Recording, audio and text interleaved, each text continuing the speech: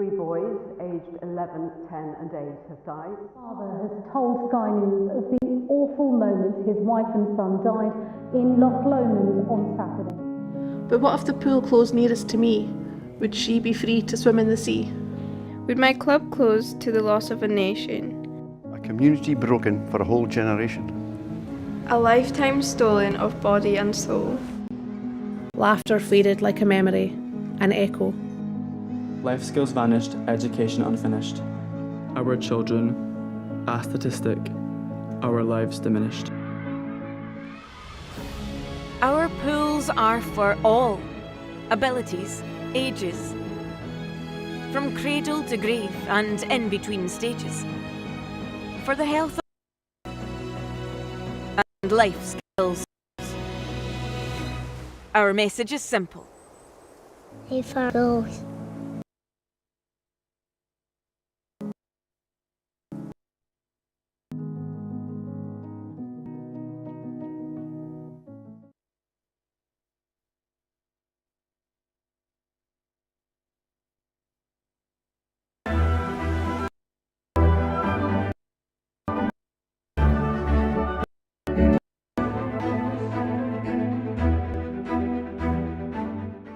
Jungle.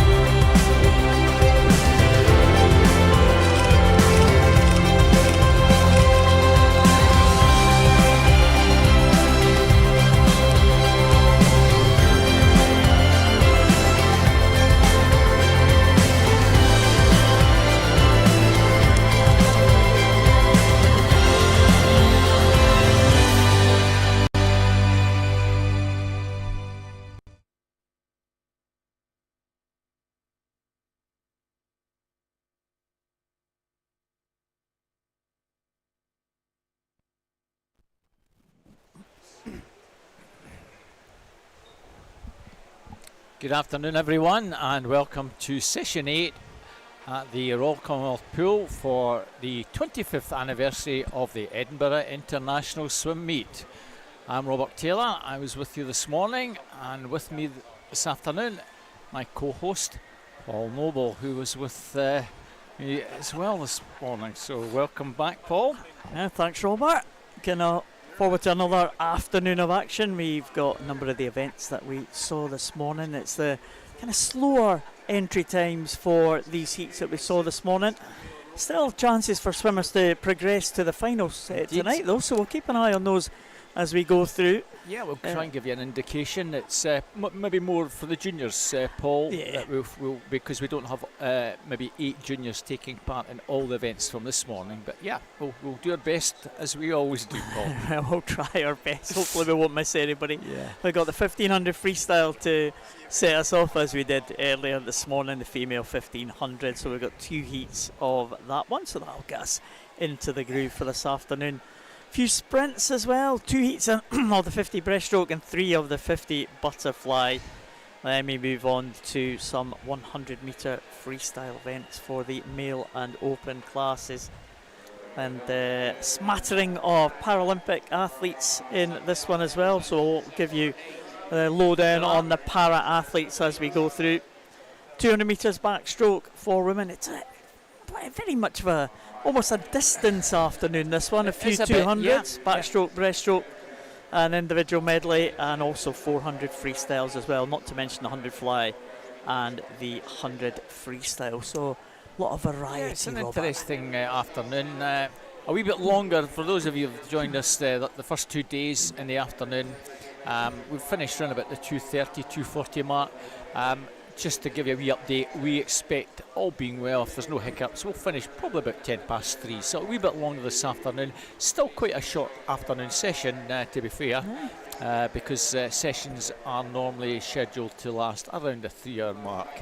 And since we kick off at 12:30, just because we've not got a full programme, we do get to finish a wee bit earlier. And we'll also just add in that this evening's session, we start at 5 o'clock, so join us just before 5 for our final session, which is half an hour earlier than it's been the last 2 days. So yeah, a lot to look forward to, and as Paul says, the slower heats, which gives a lot of the younger swimmers an opportunity to compete at this meet.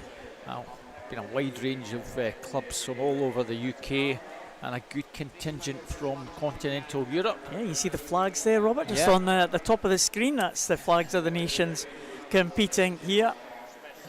We were talking about the Isle of Man. There's the Isle of Man flag with the red flag with the 3 legs in it. And India there, Brazil represented. We're talking just a couple of minutes ago to Felipe Rodriguez, yes, we were the Paralympic swimmer, who has got an entry here. So he's swimming in the 100 free, so watch out for him. 8-time medalist at the Paralympic Games, Felipe Rodriguez, swimming for Manchester Performance here. Also Tiago Gomes is also a representative for Brazil, but it's more of a local contest for this 100 freestyle. All Scots in this very first heat of the 1500 freestyle. Yeah, we have 3 taking part in the first one and 6 in the next one, and because it's an 8-lane pool, we always have a minimum of 3 swimmers entered for an event. That's the way it's split. If of course we had 7 or 8 swimmers, we'd just have the 1 heat, but similarly, if we had 10 swimmers, we would have 7 in the next heat, and 3 in the first heat. We'd still just have the 3. We wouldn't do an 8 and 2, Paul. And if there is a withdrawal in the second heat that we're down to 8, it's too late to change now, isn't it? Yeah, too late to change. And similarly, if we because of the timings, if we were suddenly to get underway and one of those swimmers in the first heat didn't turn up, we just swim it with 2. We sometimes do get a heat that's scheduled just with 3 swimmers where we just have the 2, but always good where we've at least got 3 swimmers. We had that this morning, and the 3 swimmers had entry times that was roughly about 4 seconds between them, but They were a bit strung out early on, but we had a really exciting finish. If you were with us this morning in our very first heat, barely about a second, didn't it? Yeah, we did. Yeah, great. And the swimmer came back strongly, 15-year-old, and just won by a mere second. She was about 7 seconds back after 700 to go, but clawed that back. So on to our first heat. In lane number 3, Kirsten Mackay. We've got this Kirkcaldy connection again. Finns. Well, this is a big five derby in this one, I tell you, Robert. Yeah, it is indeed. Cochrane. Cochrane. Should have been nervous for me here.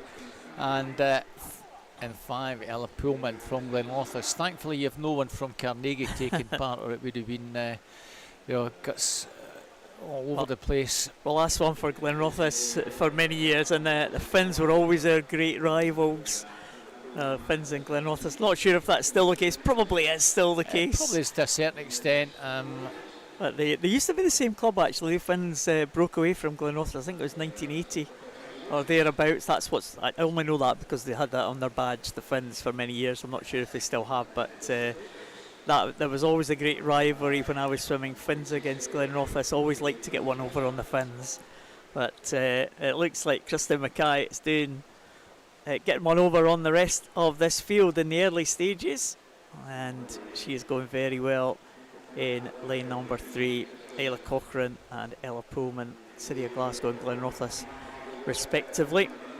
Early days though, of course 30 lengths of the pool, and as always, as in all sessions when we're looking at the pool, we have lane 1 closest to us and lane 8 right at the top, and those yellow marked lanes you can see are lanes 4 and 5.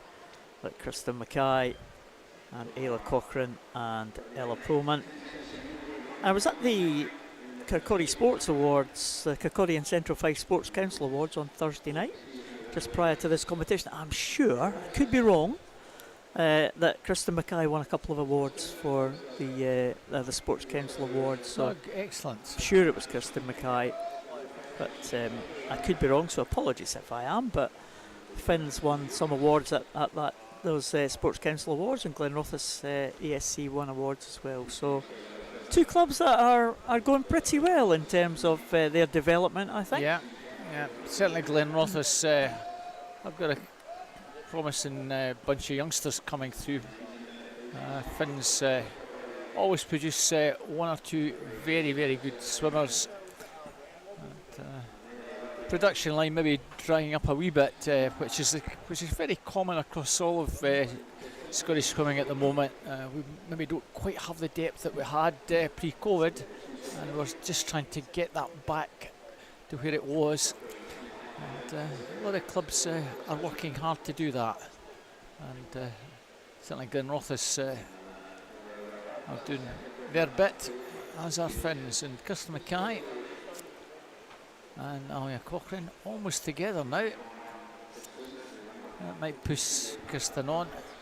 So it makes me wonder maybe what that award might have been for Kirsten, because she also does a fair bit of open water as well. And that's possible, yeah. Can't remember exactly. My wife would know. Yeah, she probably would, but last year she'd be swimming as a 15-year-old, so maybe I think a 15-16-year-old category, because that's sometimes what the open water is, 13, 14, 15, 16 and 17 up to 24, and then you get into the Masters category broken down by ages. So Kirsten Mackay would have possibly been the East District 15, 16-year-old champion, and that might have given her an award for that evening you were at, Paul. So, but she loves doing distance work,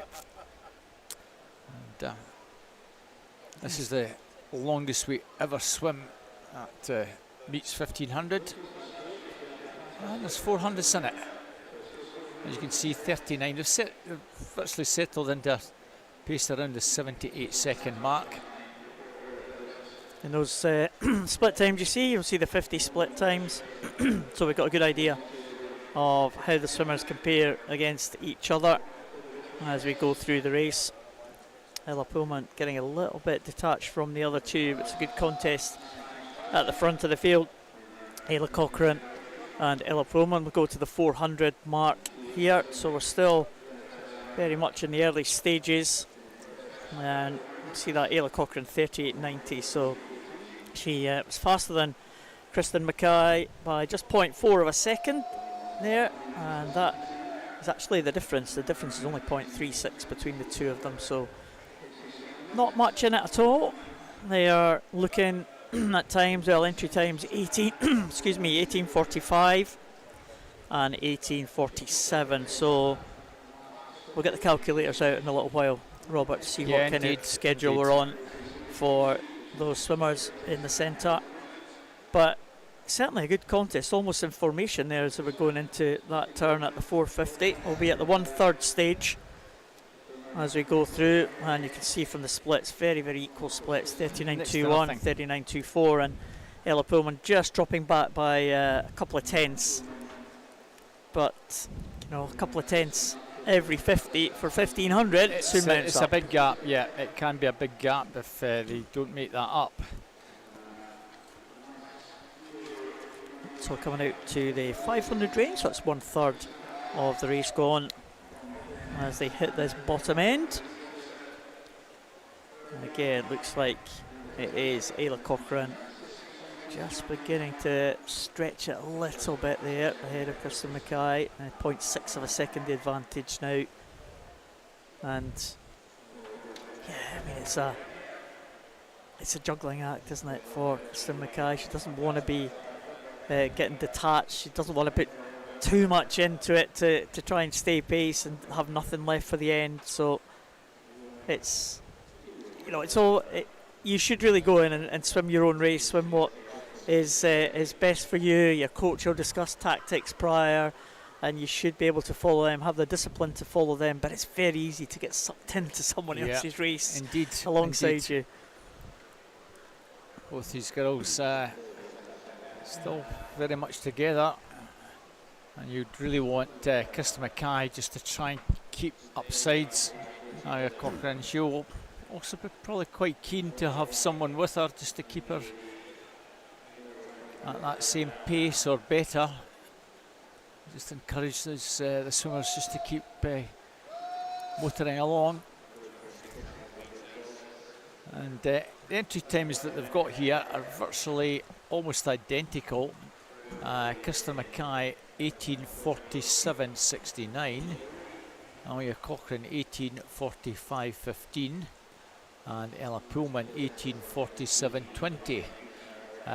The fact that Ella Pullman has a 0.2 and a 0 at the end, well, we suspect that's possibly a short course conversion to long course, whereas the other girls, with it being a 0.15 or a 0.89, have probably completed an 1500 in a long course pool, and those may well be their fastest times from the last year or so.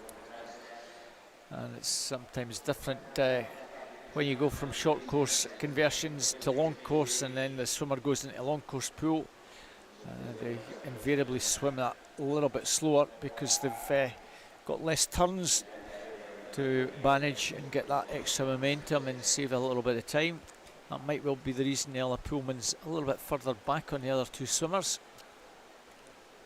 All three of them, though, they're kind of pacing roughly the same. They're all within like a second of each other. So in that last 50, 39.22 was Pullman. It's faster than Kristen Mackay, 39.67. Ayla Cochrane was in the 38 range, but see Ayla Cochrane 39.1, 39.5 and 39.0. So again, yeah, I think very similar pacing from all three. Yeah, I think we're in the sort of 19 teens or thereabouts area, 19-20 potential finish time. Halfway at this point, Robert, coming up. Kirsten doesn't really want this gap to increase. If she wants to try and keep in touch with Ayla Cochrane. Halfway mark, and it's 9:38.17. As you can see, we were sort of pacing around the 38-ish mark. We're now in the 39 plus.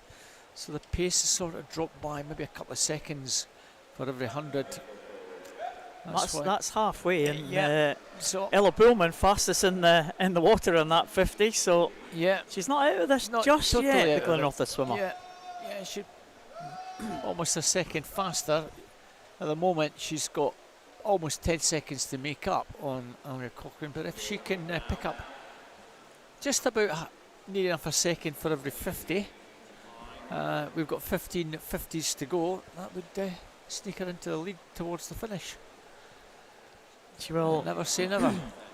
You know, she'll see the swimmers coming back towards her as they're coming out of the turn. She'll be going into the turn, and you know, she'll probably might be able to kind of gauge where she is, although the margins probably not changing too much. But Ella Pullman still in the picture. Last 3 50s for each of them, or last 50s for each of them, almost within about 0.2. Only Cochrane 39.56, Kirsten virtually the very same, 39.61. And just a little bit faster, Ella. She's got to really keep that sort of almost a half second or so, and just gradually pick that up as she comes down towards 900. As you say, Paul, she's still within striking distance. Both these two girls at the front are not really injecting any significant pace yet. Cochrane certainly looks the best so far, into the 40-second range there for the two leaders, and Ella Pullman is a second faster than those two.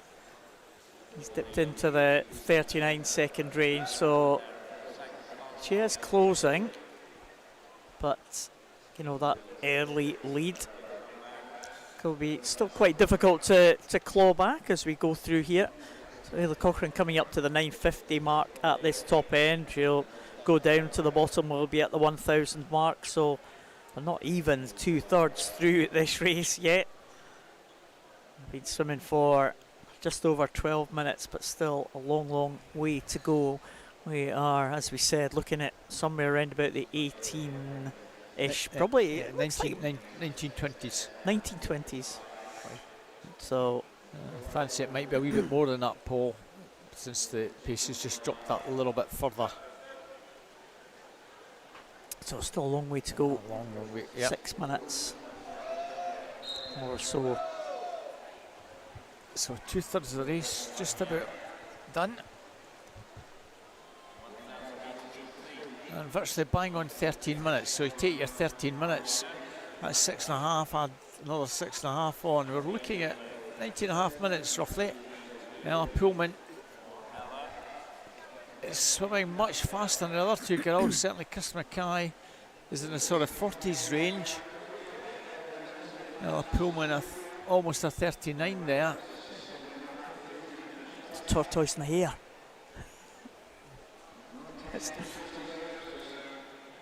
Just eking that gap back. Ella Pullman, Ella Cochrane is still leading, dipping under the 40 seconds.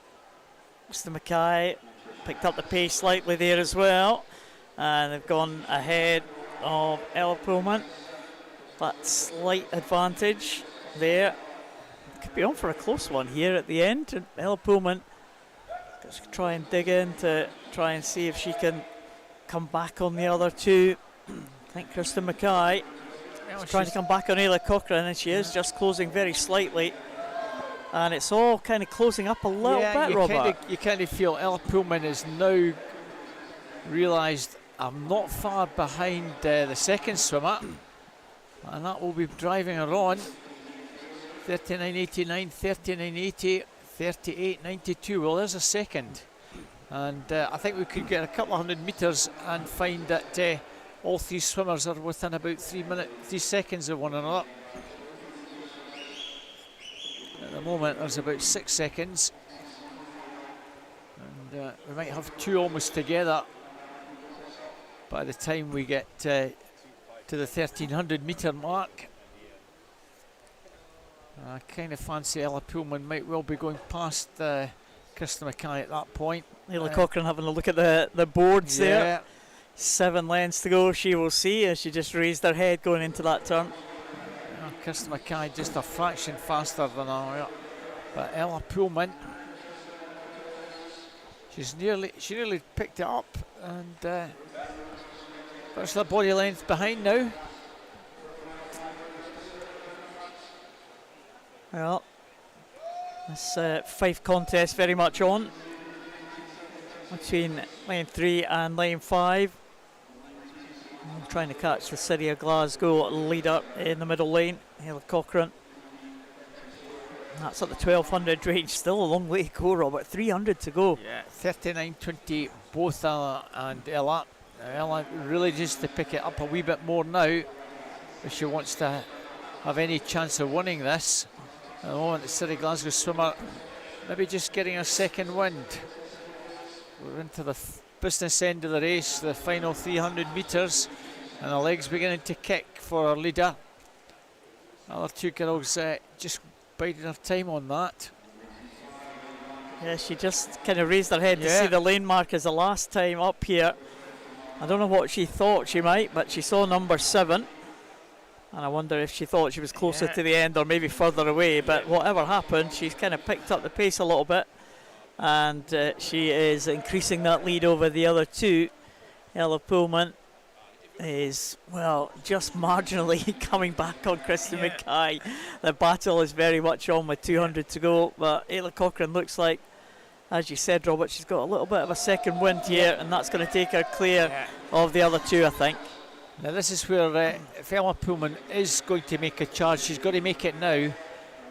She'll fancy her chances, but she's virtually upsides Krista Mackay. The two of them almost together, less than a second between them. At the moment, it's still the advantage with Ella Cochrane. Still a good 4 seconds clear. So Ella Pullman's got to swim a second faster for every 50 at the moment. She's not really got to work, I don't think. Still looks as though she's got a wee bit in reserve, but we'll wait and see. She's gone second.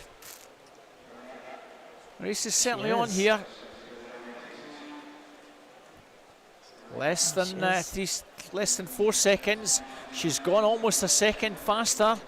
The legs haven't yet kicked in yet for Ella, and maybe when they do, we'll see a big surge.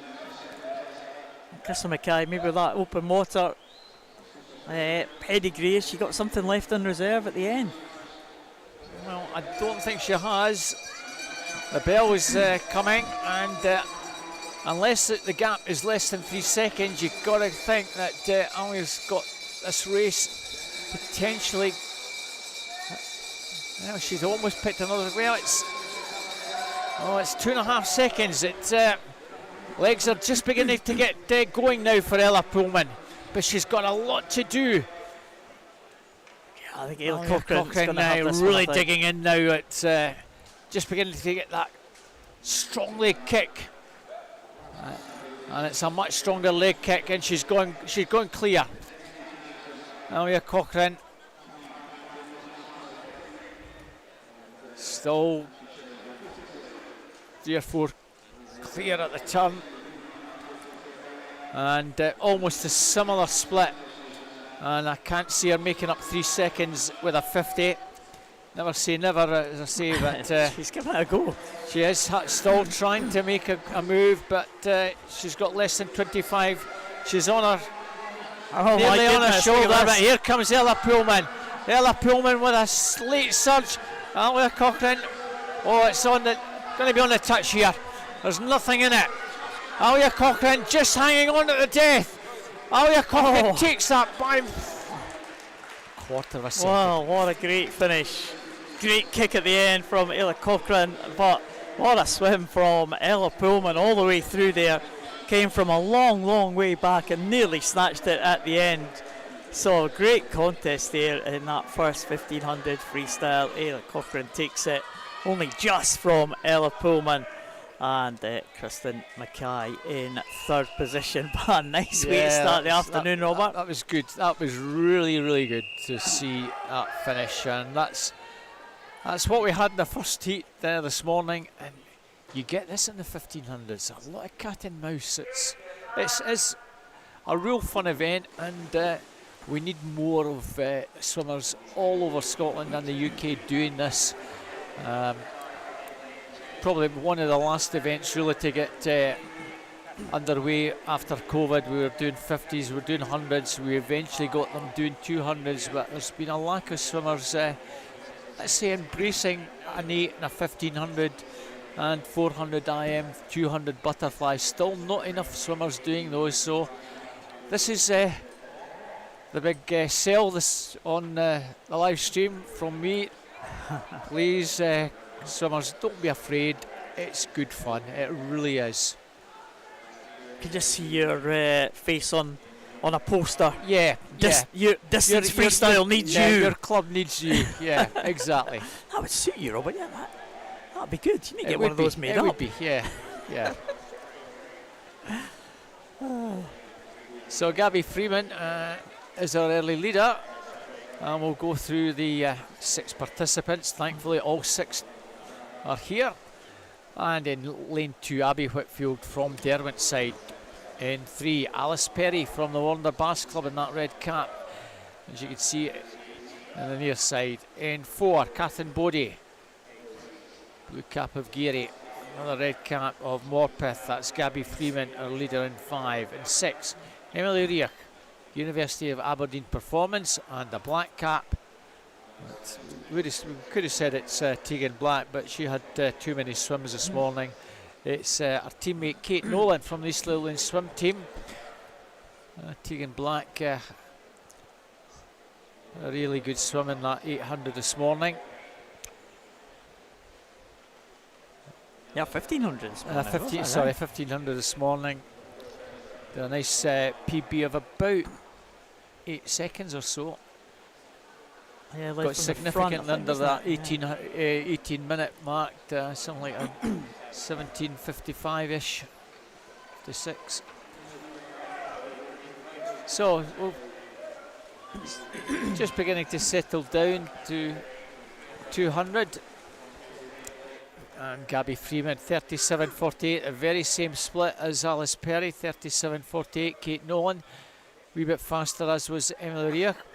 The 4 of them all turning pretty much together, 21 and 22 seconds. So those 4 girls, as you can see, all very much in a line as we're getting towards the 250 mark. A little bit further back, Catherine Bodie and Abby Whitfield.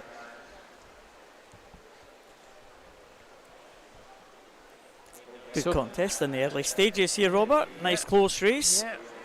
Well, the race changed a wee bit. It's now on the far side, the black cap of East Lothian. This morning it was on the near side, the black cap of East Lothian with Tegan Black, but it's Kate Nolan. Just 15. Tegan Black improved her time. We'll see how Kate does in this one. Entry times range from 18:21 to 18:34. Kate Nolan's just ahead of Emily Reich. Those 2 almost together in 7 and 6. Gabby Freeman, I don't think she's going to panic too much. She'll just run her own race as well, along with Alice Perry, a local swimmer from Edinburgh Warner Bass Club there. We were saying yesterday, I think the Morpeth swimmers quite often see them at the head of the field early in the races. So obviously fast starters and a contingent from Morpeth up here. Not a bad journey up the road for Morpeth here. A couple of hours or so, I think, from Morpeth. 2 hours from Morpeth, yeah. Yep. As we say, we get a lot of swimmers from Morpeth.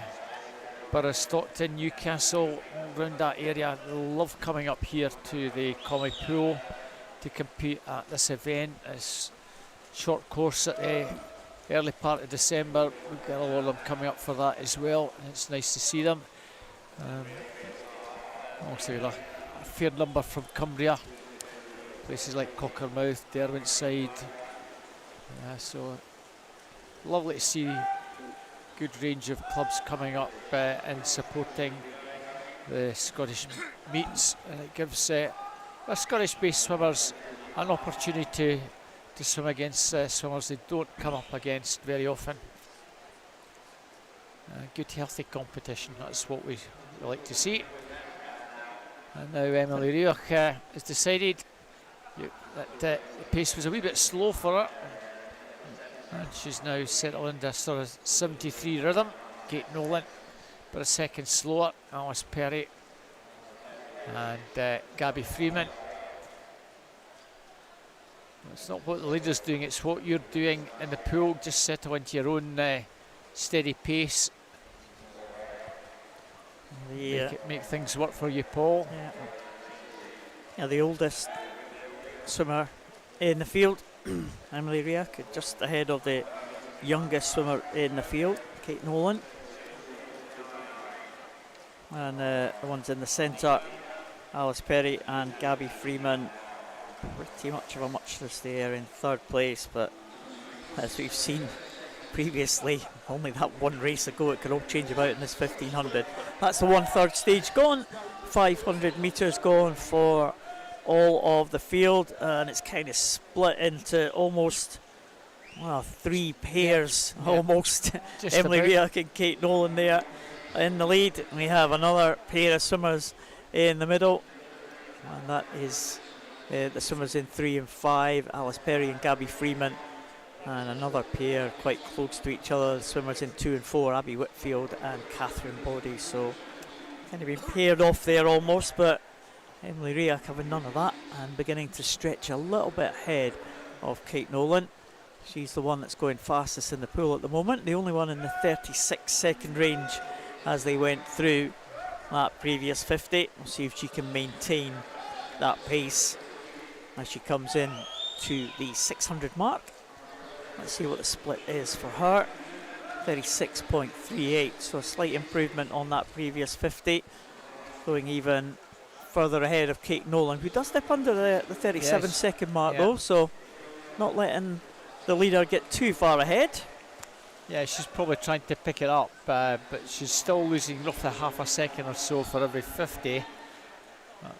Managing to pull away from the other swimmers is the Slovene lass. So just want to try and keep within sight of our leader, who's just gone round on a 36.96. Kate 37.43. So half a second again extension for our leader, and the swimmers behind are swimming even slower 50s than Kate Nolan. Alice Perry looks as though she's gone clear in third here, Paul, as Gabby Freeman really drops back a bit, and that might encourage Catherine Boddy to try and get nearer her for fourth place. Yeah, it's getting caught by the two behind her, isn't she? Catherine Boddy and Abby Whitfield. But they'll come up to this top end. That's 700 gone. It'll be 750 when they reach the top end, and that will be the halfway point. So you can get your calculator out, Robert, see where we are with it. She's probably going to turn around to 9:05, so I think we're looking at time somewhere in the 18 teens mark. 9:06 for Emily Rioch.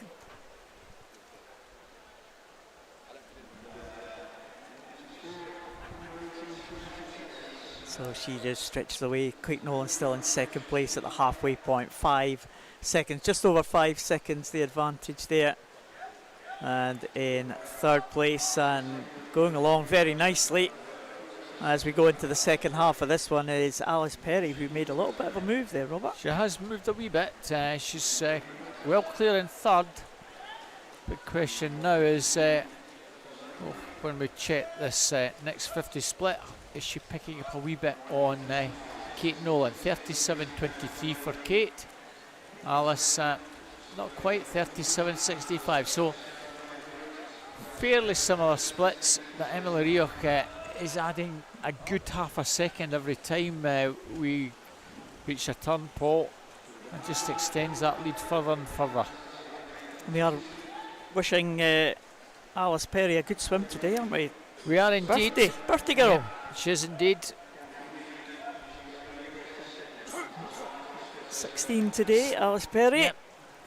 So let's hope she can have a good birthday present. Yeah, sorry. 1500 freestyle on your birthday. What about that? Yeah, we can't sing anything you for can, you. I could do. You've done that before, Yeah, I've done that before. I do that regularly at West Districts. The people over in the West, I don't know whether they love my singing, but do they come back? They put up with it. Let's put it that way. Yeah. By special request. By special request, yes. Yeah. I think if I put it on a live stream, it might get shut down for copyright. Well, that's a good excuse anyway. Yeah, it's a good excuse for not singing. Yeah, I agree that. Yeah, you can't do that. I think for copyright reasons, I did see a programme some time ago where, amazingly, people would say, "And what's the most popular song?" And everybody would probably say "White Christmas," and it's not. It is actually "Happy Birthday." Someone, I don't know if it's a corporation has the rights to that song. Right. I think I saw. And as a result, it makes millions a year. And you got songs like. How do they collect the royalties from people that sing that? I mean, from yourself, well, if you're on the live stream, the Edinburgh International might get a big bill. Well, it would be nice. I would probably earn more in royalties for singing than I do for getting my expenses for coming here. It's the same as you, Paul. We do it for the love, don't we? Absolutely. But our leader well clear now, Emily Rioch. She's virtually 7.5 seconds clear as we reach 2/3. So if we take half that time, which is 12:09, that becomes 6:04 or almost 6:05. Multiply that by 3. Add about 6 seconds, and we're not a million miles out at. That sounds like a maths problem you get at school. Yeah. If you take that and half it and multiply by 3 and add 6, there we are. And if we then you get the answer. You do get the answer. Love maths. Yeah. And if we talk about logarithms and slide rules, nobody will know under the age of maybe 50 what I'm talking about. I don't know what you're talking about. You don't know what I'm talking about. Yeah. Or half a crown and 10 bob notes. Yeah. I know it's the 25th anniversary, Robert, but that's a nostalgia for the day gone. Yeah. Not going to bother Emily Rioch though. She is going away at the front. There's not anybody in the pool that's going faster than Emily Rioch, so she is stretching. She should be very consistent in the sort of 36 plus seconds pace every single 50, which is fantastic. 36.76 that last one. Kate Nolan, we'll see what she's doing. She's sort of 37 and a bit, and that one a 37.13, a wee bit faster last one. Alice Perry 37.89. Well, she's not made any headway, Alice, on Kate. Emily well clear now. Good contest for 4th place between the swimmers, just battling for 4th as Emily Rioch comes to the turn in just 14 minutes. That's the 11:50 mark, so still 7 lengths to go as she hit that top end. We'll see the swimmers. There's a contest for the 4th, 5th and 6th there, just going up the other way as we follow the leader down, Emily Rioch. The only swimmer in the shot now. She has that lead, just looking back. It's 10-15 metres maybe? Something like that, yeah. Abby Whitfield 14:24:02. Gabby Freeman 14:26:17. Catherine Bodie 14:27:77. But out of those three, Abby Whitfield 37, the other two girls are 38. So it looks like Abby Whitfield may well have got control of fourth place. Runner-up at the North District age group is going really well in the lead. Emily Rioch, Kate Nolan, bronze medalist at East Districts back end of last year, and silver medalist at both national age groups and at the summer meet. Youth Academy member. I'm certainly enjoying, I'm sure she's enjoying this swim. She's got an entry time of over 18.5 minutes, and I don't think she's going to be far off that pace, Paul. She doesn't look like she's tying up too much. So she doesn't look in any distress at all. Looks pretty comfortable. It's been steady 37s throughout. Emily steady 36s throughout. Alice Perry, the East District silver medalist in this event, also over at Michael Woods back end of last year. These all done in short course pools over in Fife, near your neck of the woods in Glenrothes at Michael Woods. That's where East District hold all their distance events over a weekend. Saturdays and Sunday they do the 1500, 400 and the 400 IM over those 4 sessions. Yeah, nice competition pool in Glenrothes. Yeah, it's a lovely pool. It's in the old Fife Institute, which I competed in many times back in the day. That's about 10 years now since the pool's been open, like just over. I think it's over that now. Yeah, 2013 I think. Open. Yeah, because I remember my youngest daughter swimming in what was the old pool and swimming a 1500, and at that time swimming as a swimmer in the West District, and she managed an 11-year-old West District record at that time. So that's now been surpassed, but it was nice to have it as an accredited time in the pool just before it shut. So Emily takes the bell and she will head for home. We'll keep an eye on the clock. 17:03 at that 1400 mark. So well, it's going to be an excellent swim for Emily Rioch. It's going to be a good time, I think. Big improvement, I reckon, on that entry time that she has got. Kate Nolan has swum this well. Yeah, we'll see what kind of time she's going to get. She should be inside that as well, I would think. And I wonder what the birthday girl can do. Alice Perry, can she get close to her time as well? 18:25. She might be just outside that one. Yeah, I think Alice Perry's going to come in somewhere around about the 18:35, but Kate Nolan will be inside 18:30, I think, and Emily Rioch with a bit of luck inside 18:20, because she is pushing on in a final stretch, and last 100 is usually a little bit faster than what she's been swimming. 18:10. Oh, it's a cracking time, Paul. Well done, Emily. An excellent time there. 18:14:42. That was a great swim all the way through. Not quite a negative split, but just about. There's another one for Kate Nolan. 18:27 for Kate Nolan, and that's well inside her 18:34 entry time. And the birthday girl, Alice Perry, 18:33 for her. So outside her best than Alice Perry, but not too far away at all over 1500. Good to see Kate Nolan psychologically get under 18.5 minutes, because you'll have a wee target, and the next one might be get under 18:20, then 18:10, and try and eventually get under 18. That's it doesn't happen overnight. Sometimes you'll have another 3 or 4 swims before you then PB.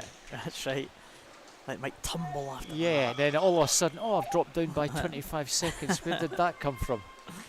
It just works. It just suddenly clicks.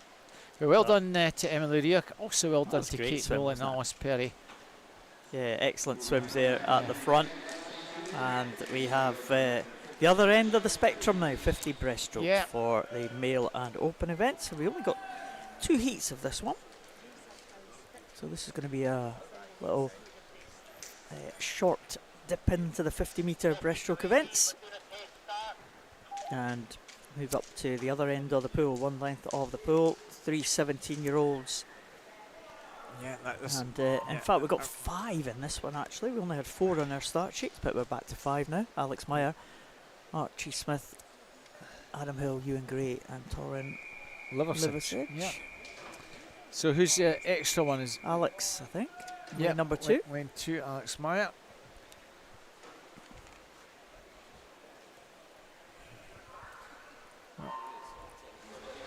Well, we had Kirsten Mackay in as an extra in the last one, so that's maybe just omitted an error from the programme. And Alex Meyer looks as though he's going to take this one pretty comfortably off to a strong start.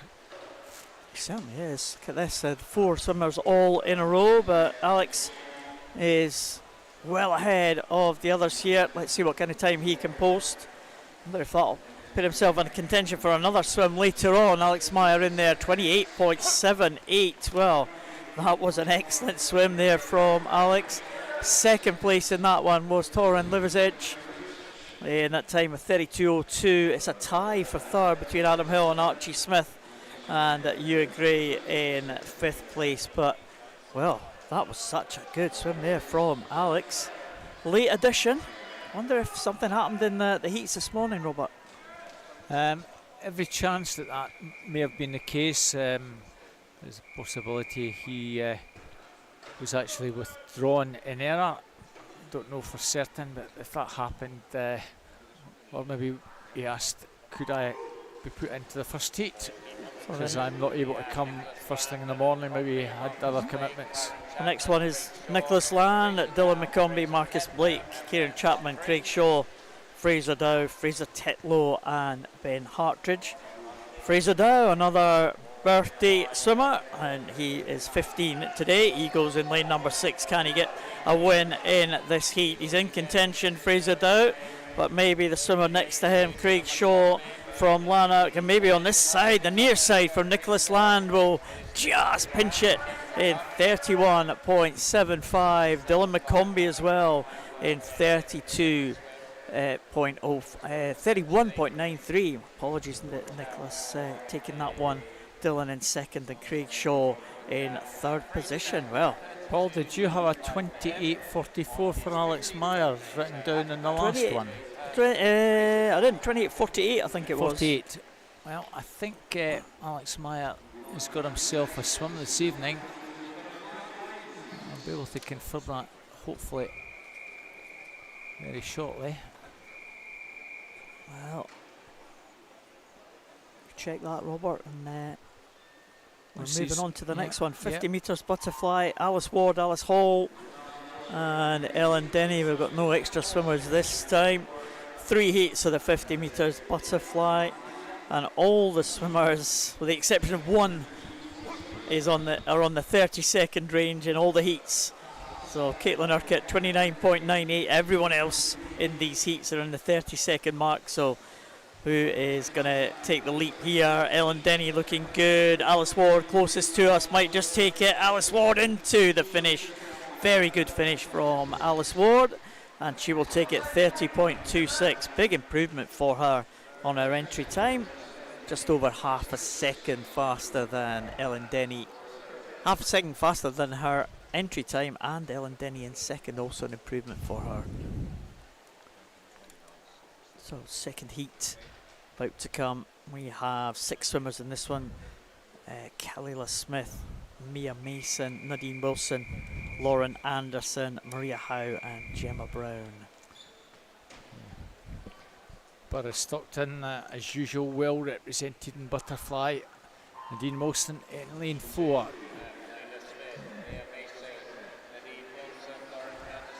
Best start was lane 5, Lauren Anderson from Swim West Lothian, and also well there in 3 and 2.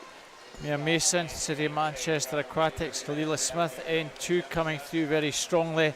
The youngster from Aberdeen Dolphins, and it's I think it's Kalila Smith that's going to take this one. really flying at the end.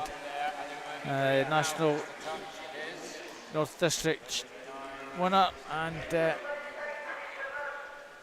29.52 just snatched at the end. Maria Howe takes that, 29.68. Yeah, 2 from the north taking that one. Barrow Stockton in 3rd position. And there's the lineup for the final heats. Gabriella Lissing, Perry Scobie, Erin Jones, Caitlin Urquhart, Katie Simpson, Ashley Drake, Alexandra Bullock and Bronwyn Payne. I think we have all of the swimmers taking the start here. Caitlin Urquhart was the only one with an entry time under the 30-second mark. That was only just 29.98. She didn't get off as well as the others around side her, off the blocks as well as Katie Simpson and also Ashley Drake. So Caitlin Urquhart playing a little bit of catch up here. Simpson, Drake, Bullock, they are maybe the top 3 in 5, 6 and 7. Might be lane 6, Ashley Drake into the wall, and it is Ashley Drake. It was a fast finish from Perry Scobie and also from Katie Simpson as well, but the times there, few of them dipping under the 30 seconds. Drake, Scobie, Simpson and Bullock all under that 30-second mark, so good performances. 29.55. Ashley Drake will be back if she double checks. Anybody's listening from Wanda, she, I am certain, is in the junior final this evening, but please don't take that for absolute certain. Double check, maybe Meet Mobile. She'll be one of 8 swimmers in the junior final. So first of the 8 heats of the 100 freestyle male and open, and we have a couple of paras in this one. Got Sam Downey in lane 3, para swimmer swimming in the S8 class. Callum Stewart, non-para swimmer, the 15-year-old in lane 4, and Ollie Carter, the S10 para swimmer in lane 5. Alex Meyer was 28.78 in that previous event, Paul. So subject to that being confirmed, 28.78. So 28.78 I said. And that just misses out on a swim. Beg your pardon. That's the wrong event I'm looking at. 3.02. Well, Callum Stewart leading them through at the halfway point. We'll just check the Callum Stewart's times. Ollie Carter and Sam Downey, the 2 para swimmers. So of course, the para classifications, S1 to 10 for those with physical impairment. So with the S10 being the least impaired, and that's Ollie Carter. Sam Downey swimming as an S8 swimmer. Both members of the GB team at the World Championships last year. We'll see what kind of time they can get. Callum Stewart into the wall first in that time of 56.49. Ollie Carter not too far behind, 57.94. And Sam Downey, he was a medalist at the World Champs in backstroke, and he finishes there in 108.37. So certainly Sam Downey and Ollie Carter working towards the Paralympic trials, which are at the same time as the Olympic trials in London just at the beginning of April. So good solid swims there, Paul. Yeah, not too far away from their times. Yeah. It's not really a target event for Sam Downey. It will be for Ollie Carter though. So he'll be hoping to kind of dip under that 56-second mark come the trials in April. Sam Downey will be concentrating himself on the backstroke and maybe the distance freestyle as well, where he's had success in the past. Adam Thompson, South Ayrshire goes in 2, 3 Gregor Skinner first in 3, 4 Tom Jeffers round 96, 5 Archie Smith Aberdeen Dolphins, 6 Fergus Woodward Portobello, and 7 Matthew Scott the Newcastle swim team. We have an empty lane in 5. Just coming back to Alex Meyer. Alex Meyer actually had an entry time of 28.72. Didn't swim this morning for whatever reason, so if it was an error and he's been put in at 28.78, we'll give him a swim this evening. He's just scraped in as the slowest for the 50 breaststroke, so he'll go in the final. Coming down with just over 10 to go, Very, very tight. Tom Jeffers just, I think, being touched out here by Fergus Woodward. The Portobello lad has got that one from Tom Jeffers, and Gregor Skinner just takes second by 300s. 56.71 for Gregor. Tom 56.74. Fergus Woodward though 56.49. Wins that pretty comfortably at the end. So heat number 3 of the 8 heats. I think we are missing lane number 3, but we do have Torrin Liver's Edge going in at lane number 1. It's a bit of a quick turnaround for him. We just saw him in the 50 breaststroke a while ago. Sam Livingston from Morpeth goes in 2. We don't have lane 3, but we do have Max Pelosi, City of Glasgow. 2 from Morinder is Rory Stobie and Mano Drysdale in 5 and 6. Lachlan Small from Stirling and Ross Anderton from East Lothian. As they go out of the turn, it looks like it is Sam Livingston who was first in there. Second place Max Pelosi in that centre lane, lane number 4. And it's very close right across the pool. Maybe lane number 2 going well. Sam Livingston maybe just maintaining that lead, but they're all coming back now. Max Pelosi in lane 4. Rory Stobie in lane number 5. Might just take this one. Very close between the 3, and it is Livingston. Just into the wall there. 55.65. Just managed to maintain that advantage at the end. 3/100ths of a second ahead of Stobie, and Pelosi only 17/100ths behind. So 55s for the swimmers, and that's pretty much on their entry times. Excellent call there, Paul, in getting that spot on.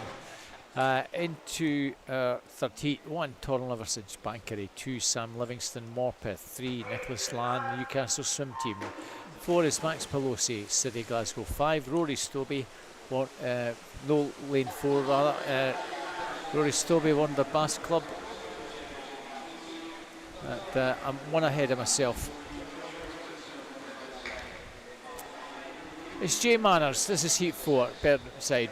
2 Oliver Saunders, University of Bath. 3 Cedar Gowan, Warner Baths. 4 is the empty lane. 5 Joshua Robinson, Derwentside. 6 William Dean, University of Bath. 7 Ben Kelly, Warner Bass Club. And 8 Logan van der Mulling, who is our leader at the moment. 25.56 from Stirling Swimming. Logan still hanging on there pretty well. They're trying to get back at him. That William Dean in lane 6 coming through strongly to challenge. But I think Logan might just hang on here. Logan takes that. William is second, and in lane 1, Jay Manners third. The winning time 53.83. And I think that will give Logan van den Molen an opportunity, and I'll just say an opportunity to maybe get into the junior final. There are a few places up for grabs. Yeah, Van der Molen's doing well over the last couple of days. That's another good swim there from the outside lane. Ewan Beattie goes in lane 1 in heat number 5. University of Aberdeen performance. James Borey from Geary in lane 2. Edward Bell from the Seagulls, based in Dorset, Christchurch and Dorset, that we found out. And Ben Thorpe from Newcastle in 4. We have in lane number 5 Aaron Oakers in lane 5 has been brought into this one. We have David Smith in lane 6, William Gowler in 7, and Josh Press in lane number 8. So there's a late replacement there. Aaron Oakers coming into lane number 5 and looking very, very good here. He'd led them from the start, going well in lane number 8. Josh Press as well, but it is going to be Aaron Oakers. 24.84 at the turn, and he is going to come home with a big lead here. 51.56 for Aaron Oakers, much faster than we have seen this afternoon so far. Josh Press in second, 53.29 in the outside lane, and James Boddy 54.00 for third position. So great swim there from Aaron Oakers. Well, if we've had a withdrawal, that puts them into the B final. If we haven't, that makes them first reserve. So well done to Oakers there.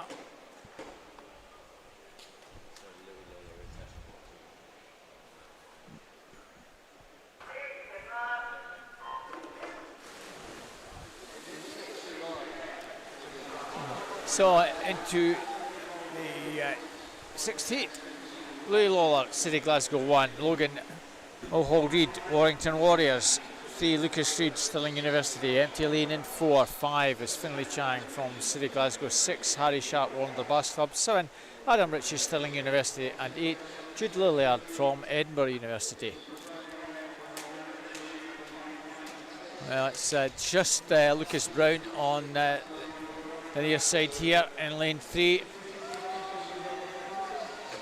And Lucas Brown still maintains the advantage, coming through strongly as Finlay Chang in 5. Moment it's still Brown, Chang and Sharp.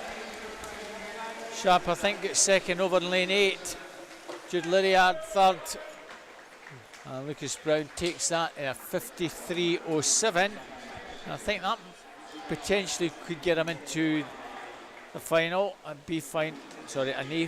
junior final. Harry Sharp also around about 53.5, might have a chance as well. We still have some juniors to follow. Yeah, Louis Lawler, para swimmer, just outside his Scottish record time.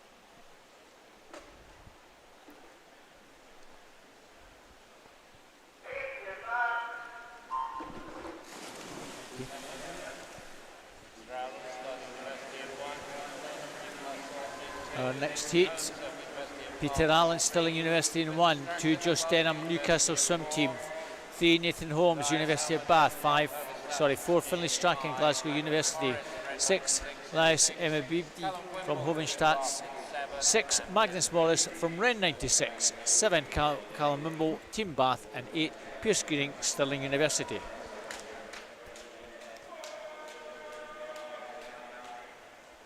So a strong start. Peter Allen in lane 1. Best part of a body length clear here. Magnus Morris in lane 6, maybe best of the rest. And tight for second. Peter Allen has this. Magnus Morris, and in lane 5, Alash Emabid takes third. 52.67. Only time for Peter Allen. Magnus Morris might have an opportunity of further swim with that time, as might Elias.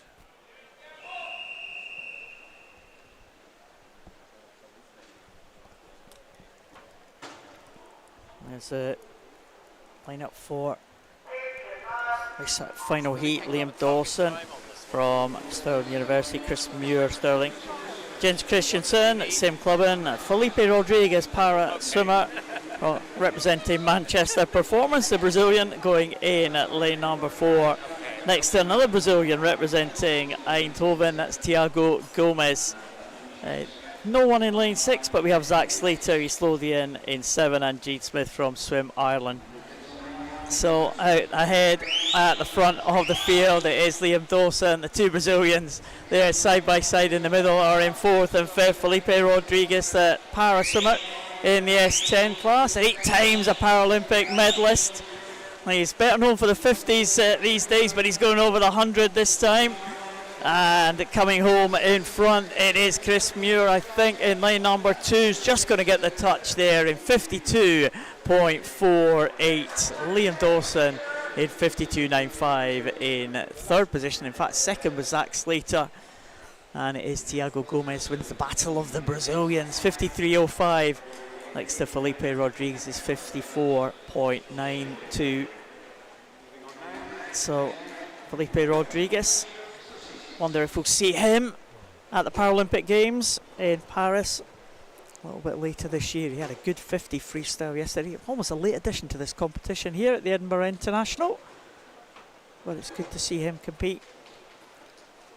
Got his wife, Liz Johnson, right behind us here in the commentary position. Has she got a smile on her face? Difficult to tell. Yeah, very difficult. She doesn't know if he's happy or not. Is he happy? 54.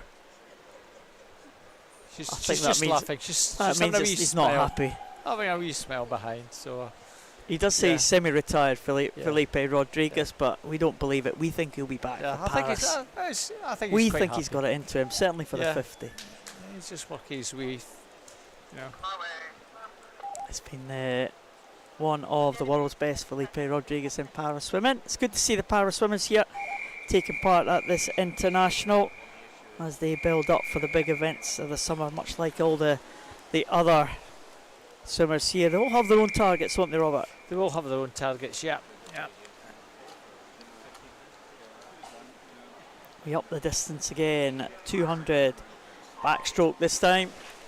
Bronwyn Payne from Best, Rosie Liston from City of Glasgow in lane number 3, Chloe Semple Rutherglen in 4, Tia Glenn from City of Glasgow in 5, Abigail Crawford from City of Glasgow in lane 6, and Alexandra Miller from Fauldhouse in lane number 7. 200 backstroke, first of the 6 heats of this one.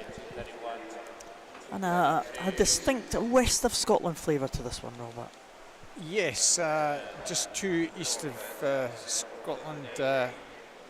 Bronwyn Payne in lane 2 from Best in the Borders, and Fauldhouse Penguins, Alexandra Miller, but the furthest you can go west in West Lothian without being out with the district. And as you say, the rest all in the Glasgow area, 3 City Glasgow and 1 from Rutherglen. That's Abigail Crawford, 15-year-old, and she just celebrated her birthday last week, Paul, at the Bellshill Sharks meet, where she had a really good meet. And she's out pretty strongly, 113.22, 38.72 split there.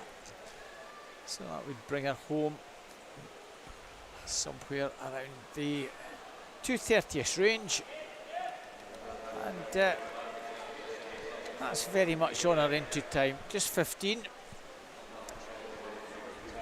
In lane 3, Rosie Liston, her teammate, entry time of 2:32 in second, and also well up there, the 3rd City Glasgow swimmer, Thea Glenn.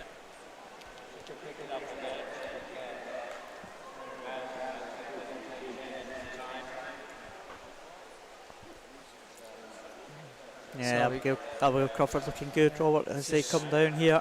Yeah, she's got this one pretty comfortably, finishing fairly strongly in lane number 5, Thea Glenn, possibly going to get second. A nice comfortable swim. Can she get under 2:30? It's going to be pretty close. Well, needs to nail that finish a bit better, just put that into practice during training. 2:30.8, and it's a wee bit faster than her entry time, and that's great to see. And we're still in pretty hard training at this time of the year. Thea Glenn, 2:34.70, 2:35.48, 3rd place. I think Rosie Liston.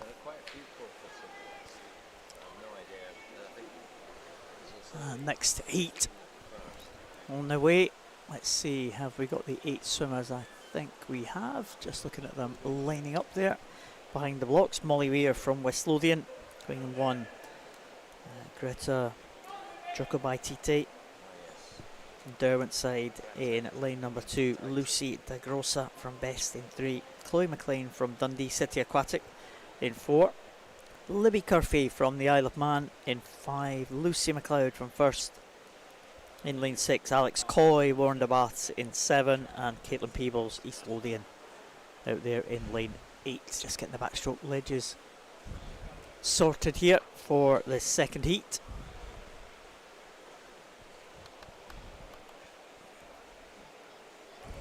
Again, the entry time's just about on the 2:30 mark, so 2:30.70, 2:30.80 the fastest 2, Chloe McLean and Libby Curfey. They go in those middle lanes. In fact, we are missing someone. We are missing lane number 4. I miscounted there, so no Chloe McLean from Dundee City Aquatic. We do have Libby Curfey though from the Isle of Man, the 15-year-old, the youngest in this field. And now the fastest entry time, 2:30.80. So we'll see how this one goes. Can we have anyone under that 2:30 mark? It'd be nice to see. We saw a close thing from Abigail Crawford in that previous heat, so I wonder what we're going to get in this heat here. Going out fast is Libby Curfey. Now the favourite for this one, Lucy McLeod. Alex Coy, we saw Alex have a couple of good swims yesterday. And then Greta Jokabaitite is leading them through though in 33.98. So she has an advantage of about half a second or so ahead of Alex Coy right over the other side of the pool in lane number 7. This morning heats, Paul, just 4 swimmers that were 18 under for juniors that were not either in the A or B final, and the slowest of those 4 swimmers, 2:26.88. So realistically, anybody that maybe gets something like a 2:27, 2:28 will have a fair chance of getting into a junior final, I'm sure. Well, going over the first 50 in a 1:11 there from Greta Jokabaitite, and well, giving herself a great chance here. Can she hold on to that pace? Libby Curfey in second on 1:14.18, but 3 seconds down on the leader. Still holding on to second place, Libby Curfey, but the leader going over now in first position in 1:49.67. Certainly going to finish very strongly if she wants to potentially get a second swim this evening, Greta. Yeah, it looks like she's certainly going to be under the times that we're looking for. It's stretching away from the field here. Greta Jokabaitite has really taken this one on from the very early stages. Libby Curfey coming through for second. Caitlin Peebles finishing very strongly in the outside lanes. Greta into the wall now. Great time from her. Look at that, 2:27.72. Well, excellent stuff from the 16-year-old from Derwentsside. In second place, Libby Curfey just holds off the challenge from Caitlin Peebles in the outside lane. Alex Coy in fourth position, but no doubt about the winner. Great swim from Greta Jokabaitite in 2:27.72. That is going to put her right in contention, isn't it? Give her a wee chance. There are 4 more heats, and we've got a wide variety of juniors in those 4 heats with, on paper, what are faster times by maybe up to 4, 5, 6 seconds. So, but it's what they do in the pool today, and a lot of these swimmers with times that are end in a 0, which are probably short course conversions, and certainly on backstroke on a short course, as you know, Paul, 7 turns rather than 3 on a long course. You can make a big impression if you can nail the turns on a short course. Yeah, it certainly makes a difference. It's it can sometimes strange in be, the it could easily be maybe 7-8 seconds difference, Paul. You know, I was going to say in para swimming, quite often the people in the lower numerical classes, the ones with a higher range of impairments, find it quite hard to do the turns. So the long course times for a lot of the people with more severe impairments were a lot faster than the ones in, rather than negotiating the 7 turns rather than the 3. So generally it works in your favour to do short course, but sometimes it works the other way. Yeah. So let's see what these swimmers can do in this heat number 3. Again, can anyone challenge that 2:27? Great time from that previous heat. Ailsa Clubb goes in 1, Aberdeen Dolphins. Gina Wren, City of Glasgow. Jessica Thomas, Borough of Stockton. Sophie Green, Hatfield. Jessica Kirkwood from University of Aberdeen Performance. Nadine Wilson, Borough of Stockton. Leah Rafferty, Dumbarton in lane 7, and Susia Smith from first in lane number 8. Sophie Green from Hatfield, that distinctive pink cap. Seen the Hatfield swimmers with their pink t-shirts as well. And so it leads them through. Jessica Kirkwood in second, I think. Nadine Wilson in third. Borough of Stockton got 2 backstrokers here. Unheard of. They maybe can't do butterfly very well, that's probably the reason. I always, it's funny you mentioned that, the Borough of Stockton good butterflies. I always associate them with butterflies as well, even back in the day. Well, yep. Well, you have, I'm trying, the name escapes me, it will come back to me. It's the young lady up at University of Aberdeen Performance, who's now one of their para swimmers. Faye Rogers, yeah. Oh, was she Borough of Stockton? I suppose she was, she was Darlington anyway. Yeah, she's Borough of Stockton. She used to come up here regularly and swim with Borough of Stockton at a lot of the meets. And then, of course, she had that injury and was then reassessed. And I think she's category 12, Paul. 10, she's an S10. S10. And talking about Borough of Stockton, here comes Nadine Wilson, who's not going to win a fly race. She's going to win a 200 back race. Nadine Wilson is going to get swum very, very well in the second half of that one, and 2:29.12 for Nadine Wilson, and that is an improvement on her entry time. And Sophie Green in second, and Jessica Kirkwood in third place, just over the 2:30 mark. So Borough of Stockton hit the front there in that heat, 2:29.11. A wee bit faster than her entry time, 2:29.46. So she's clearly done this before in a long course pool. Just coming back to what I was saying earlier on, Heidi Rain, who's super on short course, great. She gets almost 15 metres at the start and great on turns. So she doesn't really have to do very much swimming on a short course event. 2:19.70. So that would suggest it was a short course conversion to long course, and for that 200 she finished on a 2:26.88. So that's 7 seconds, Paul. So there's a second for every turn. Trouble is you've got to swim about 30 metres in a 50 metre pool. You don't have the luxury of only swimming about 5 or 6 if you can nail finishes and starts. It's a big part of the whole competitive swimming, isn't it? The skills, the starts, the turns, and as you said, some bigger impact sometimes in short course than there is than they have in long course as well. But always good discipline to get these skills correct. You can kind of see the differences in some of the swims as well, and even the distance swims where people maybe go into the wall like slightly behind, then come out of the wall at great turns and bring them back up in front. We've seen that quite often this week. And let's see what we can have in this fourth heat of the 200 backstroke. Gemma Brown goes in lane 1 for Carnegie. Natalie Cooper, Warren de Bass in 2. Emma McGavin from Hamilton in 3. Amber Ransom from City of Manchester Aquatic in 4. Naomi Wilson from Warren de Bath in 5. We have Alice Forrest from Derwentside in 6. Seren Talentar from Morpeth in lane 7, and Kirsty Gilmore from Hamilton in lane 8. But great first half there for Amber Ransom,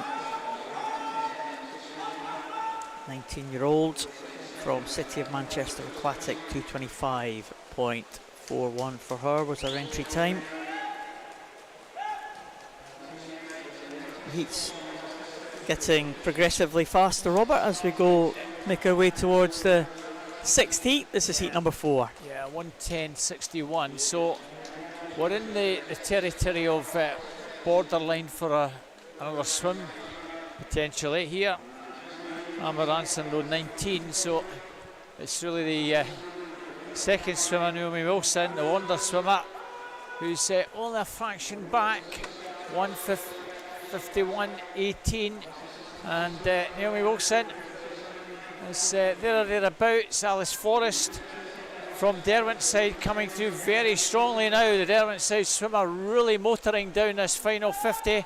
At the moment, Alice Forrest strikes into the lead, but don't discount Alice Forrest. Naomi Wilson, Alice Forrest almost together. The Warner Lass is just going to hang on. Naomi takes that to 28.48, 2:28.75 for Alice Forrest. Amber Ransom 2:30.35. Well, 2:28.48. It's on the borderline, on the cusp of potentially maybe getting another swim for Alice and Naomi. It's another win for Wilson. Yeah. Nadine Wilson won the previous heat, and Naomi Wilson won that one. Move on to heat number 5. 2 more heats to come. There's a lineup. Yeah, no Wilsons, a Williams though. Yeah, Williams is in there. That counts.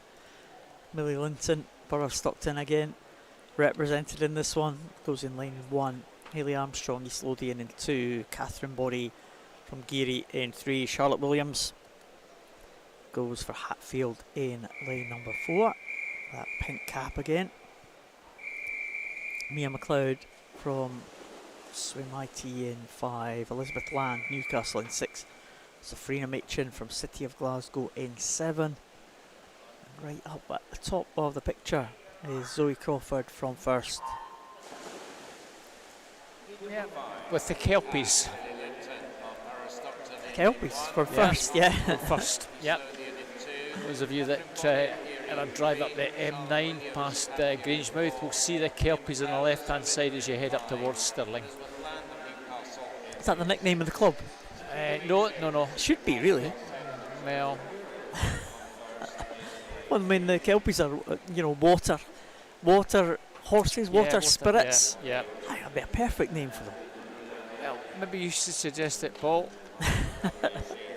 Or maybe someone will have picked up it on the live stream and maybe think, oh, that's a good idea. Yeah, there we go. You maybe take it. We aim to please. Yeah, take it as a copyright, Paul. And that's right. So Charlotte Williams, 32.42.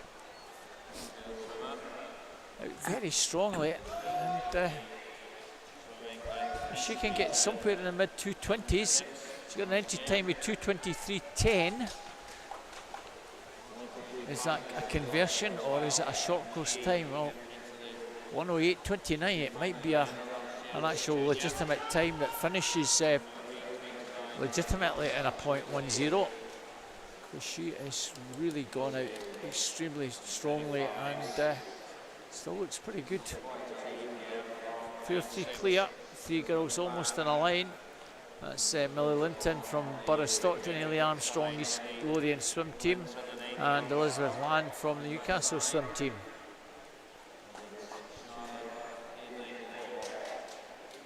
So I think the gaps might have closed down a little bit.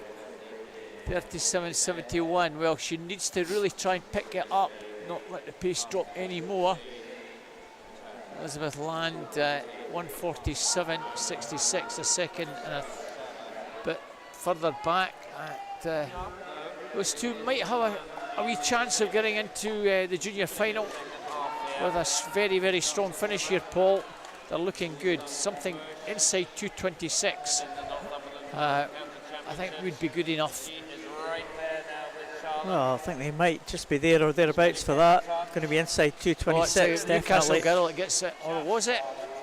Not quite. 2:23.72, 2:23.78. Third place, Millie Linton.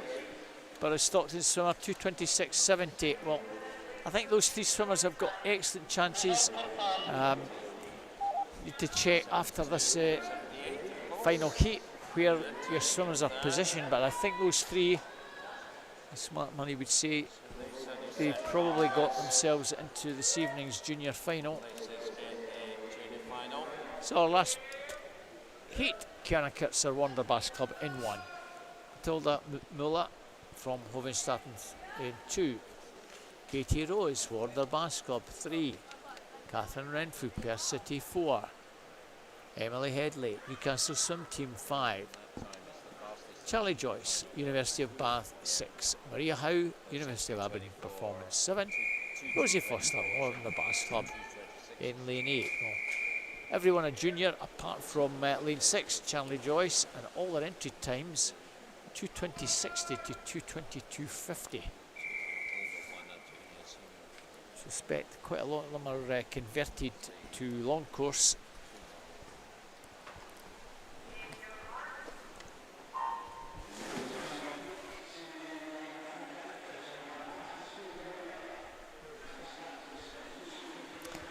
So a very level start. Not much between all 6 at 25. Lane 6 perhaps the oldest swimmer, Charlie Joyce, 19-year-old from the University of Bath, taking it out very strongly, and she is our early leader. Time comes from the South East Summer Meet. She finished second in that, and 32.98. So somewhere around about a 108-ish is what we're looking for, split-wise, for potential finals for these swimmers. Coming through very strongly now, Katie Rose in lane 3, the London swimmer, who's managed a number of junior finals this weekend. And this might be another one she's going to get into. There's 3 or 4 almost in a row. Charlie Joyce, Katie Rose, Catherine Renfrew, Matilda Mola, all turning in a 109, 109.04 through to 109.92. And still Joyce with the advantage in lane 6. Katie Rose just in second place. Catherine Renfrew in lane 4. Not done with. Maria Howe, University of Aberdeen Performance, coming through very, very strongly indeed in lane 7. All to play for. Maria Howe travelling sweetly in 7, and she's now gone clear 36.15. Much faster, over a second faster. Now out the turn is Maria Howe, University of Aberdeen Performance, who's really struck top notch here. Won at recent North Districts and won at the Scottish Schools, and she's gone well over a body length clear. Katie Rose looks to be best of the rest in lane 3. Maria Howe's going to take this one. Katie Rose in second, very close for third. Maria takes that, Katie Rose second, and in lane 2, Tilda Mola takes third. 2:22.39 Maria Howe, 2:23.79 for Katie Rose. Matilda Mola, 2:24.38. Those 3 swimmers, I think, may well be in the junior final. Pretty certain they will be, but please, coaches, if you're listening in, please just double check with the recorder's desk, and hopefully your swimmers will be back this evening. A very good race there, Paul. Very absolutely. Fast times. Not quite as fast as our entry, but pretty good nevertheless. Katie Rose, daughter of our colleague in the comms position, has been having a good few days, hasn't she? Tony's been busy shouting or encouraging his daughter from the sidelines in a very nice way, of course. And she's done really well. And we move on to the next event now, which is the male and open 200 metres backstroke. We have just 3 swimmers in this one, so again we've got no show in lane number 6, but we do have Adam Prusik from Aberdeen Dolphin in lane 3. Kai Connolly from City of Glasgow goes in lane number 4, and Ruben Pearson from Bellshill going in lane number 5. So no one in lane number 6, but we have the 3 swimmers there. All entry times in the 2:20 range, 2:20 and a half or thereabouts. So I wonder if anyone can just dip under that 2:20 mark. Again, 6 heats of this 200 metres backstroke, so we'll keep an eye on how things are progressing. I think, Robert, what do you think for the junior final in this one? We're getting into the teens. I think probably it's somewhere in the mid to high teens, maybe something like a 216, 217 would give you a pretty fair chance of getting in. There are swimmers much further down that are in around about the 210 range. Now, we haven't seen lots of swimmers nail those times, their entry times. It's usually been a few seconds faster, so sorry, a few seconds slower. So somewhere in the mid 2-teens, 216-ish, thereabouts, I think, Paul. That's close contest here for these swimmers. 37 point. Yeah, well, that'll give you somewhere in the teens, I would think. Maths is correct. Maybe not, maybe in the 20s. But we shall see how the swimmers go as they come down to the closing stage. It's a good contest, isn't it? Adam Prusek and Kai Connolly. Yeah. It's going to be into the 20s, low 20s for these two. Who's going to get the touch as they come in together? And it is Adam Prusek is given the touch. 2:22.73, just ahead of Kai Connolly, and Ruben Pearson in third place, not far behind. So 2:22.73. It's really difficult to split them. It was all on the finish. Not sure. It was a great finish there at the end from either swimmer, but the better went to the winner of that heat. Another worrying trend. We have another Borough Stockton swimmer doing a backstroke ball. Here we go. And it's one of the guys this time. Must be catching. So in one, we have Andrew Smith in Bankery, 2 Jacob Brown, Borough Stockton, 3 Jensen Norris, Perth City, 4 Ishmael Shalaby, East Lothian Swim Team, 5 Calvin MacDonald, University of Aberdeen Performance, 6 Richard Laws, Dundee City Aquatics, 7 is Tyler Spalding from Carnegie, and 8 Carl Mackenzie, Perth City, 2:17.56 to 2:20.16. Oh, a cracking start in lane number 5 from Carl MacDonald. And also Carl Mackenzie, the Perth City swimmer, 15-year-old, over in 8, smartly there. And getting towards the first turn, and looks as though it's now Ishmael Shalaby, East Lothian Swim Team. He might just be the early leader. In fact, turning together with Calvin MacDonald, 31.41.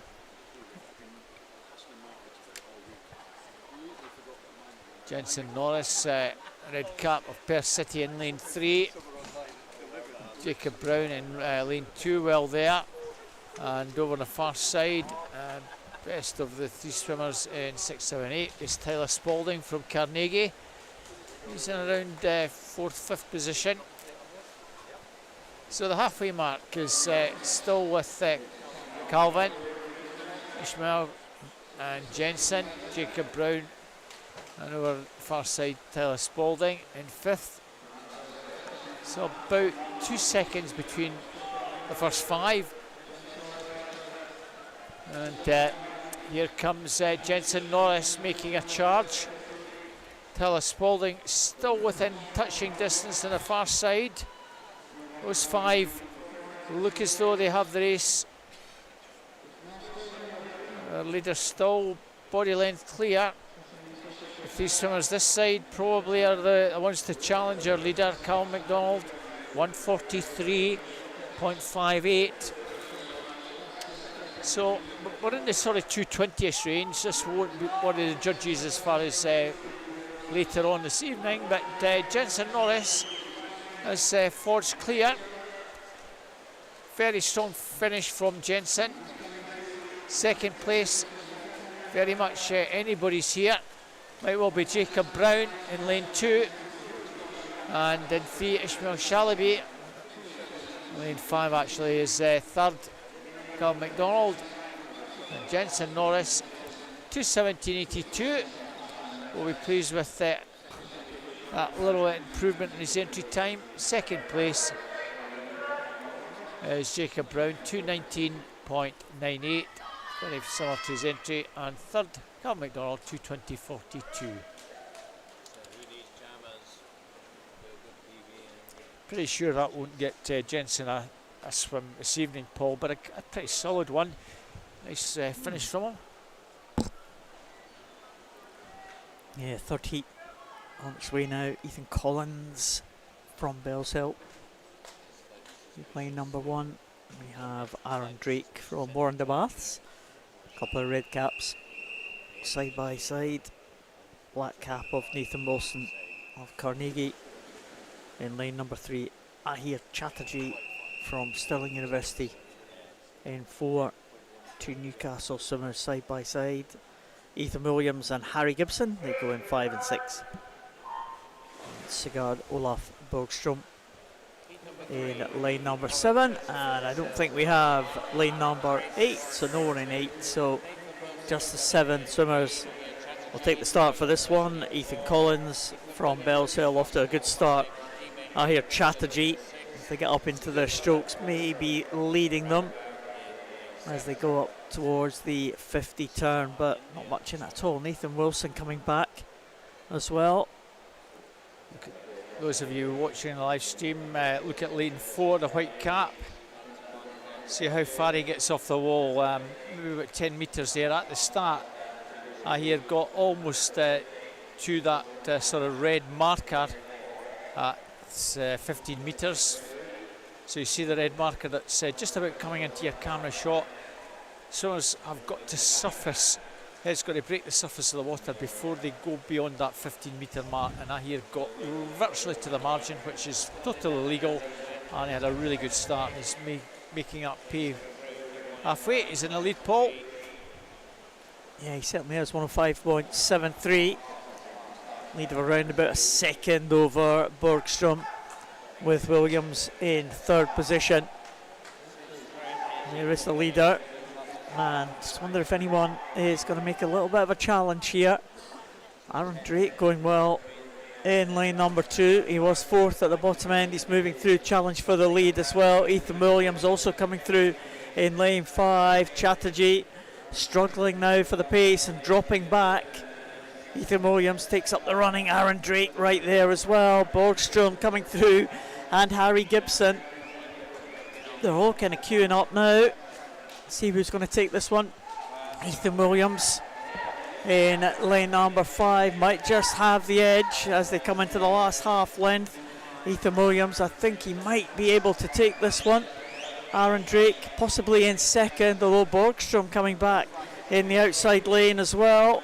Right up there at the top, Bergstrom, but it is going to be Williams, I think, into the wall, just getting in ahead of Aaron Drake. And Bergstrom, I thought Bergstrom was in first there, or well, powering through, but it was Aaron Drake that had the better finish, I think, and he will claim 2nd position. Sometimes it's all about nailing the finish, Paul, as you called that. You did think Aaron Drake was 3rd, but managed to stretch that arm better at the finish, and managed to get that 2nd place ahead of Bergstrom, who well, it didn't really stretch far enough. It was a bit of a wobble. Well, we haven't got the result yet, Robert. I wonder if there's going to be something done there. Oh, here we go. Well, there you are. You did think it might have been that way around it, and this is what happens sometimes if they don't hit the pads clean enough.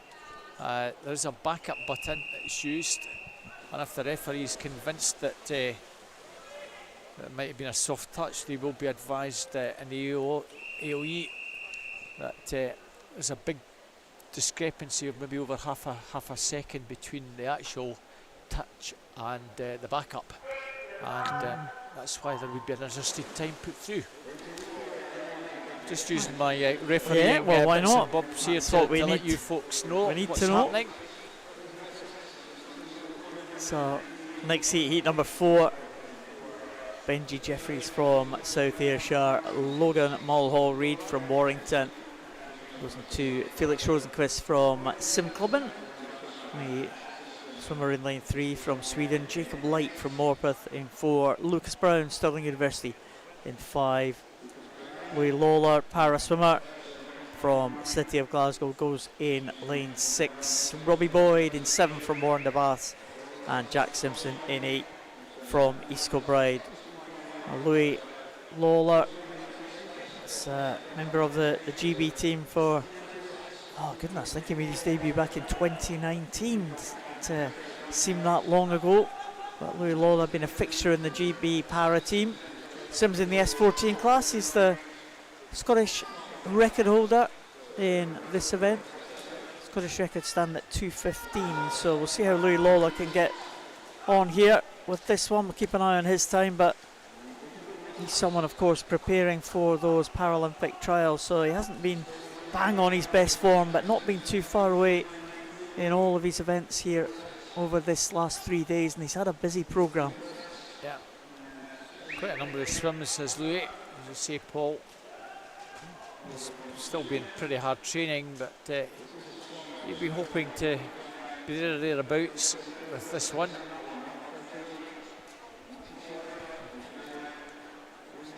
Lucas Brown going over in front, clear lead over Jack Simpson. In 3rd position it is Felix Rosenquist. Jacob Light in 4th, but it's pretty close for 3rd position. No doubt about who's going to take this one. It is going to be Lucas Brown, stretching away there from the others in this field. The 18-year-old, entry time of 2:13.71. He's going to be inside that one, 2:12.04. Well done, Lucas Brown. Jack Simpson will be in 2nd position, and Felix Rosenquist in 3rd place. So Lucas Brown, I think potentially that will give him a swim later on in the junior final, unless lots of swimmers swim significantly faster than that. I think that's the 3rd fastest time. Well, 2 more heats to come, Robert, of these 6 heats, so it's going to be tough for him to be ousted at this stage, you would think. Yeah. Just the one swimmer in here who is not a junior. That's lane 5, Greer van der Meulen. 1, we have Joseph Edgar Derwentside. 2, Isaac Buchan from Borough Stockton. No show in 2. No show. Yeah. 3 is Longard van der Meulen, Stirling swimming. 4 is Ethan Stewart, Hamilton Baths. 5, Greer van der Meulen, Stirling swimming. 6, Kieran Watterson, Isle of Man. 7, Nicholas Land, Newcastle swim team. And 9, sorry, done it again, 9. 8, Ben Hartridge, Morpeth. Just the first time I've done it on live stream. I did it on the venue yesterday. There was a lane 9, but yeah, it happens.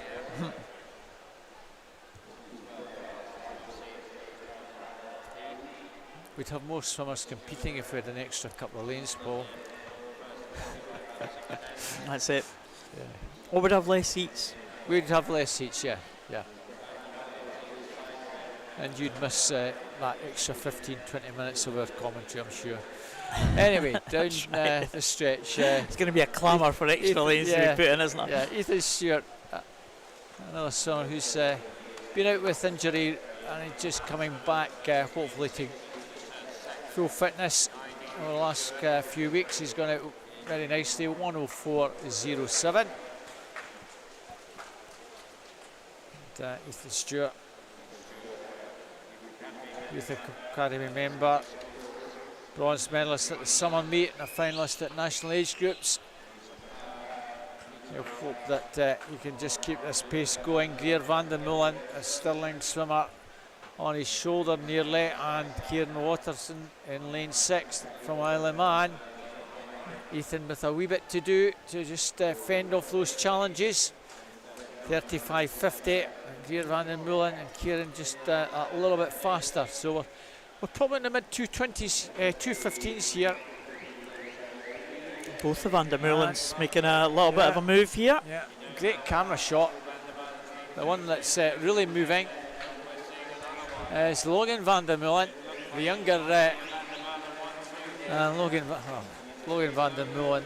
has put daylight between him and his big brother Greer, and Ethan Stewart may even got touched out for fourth.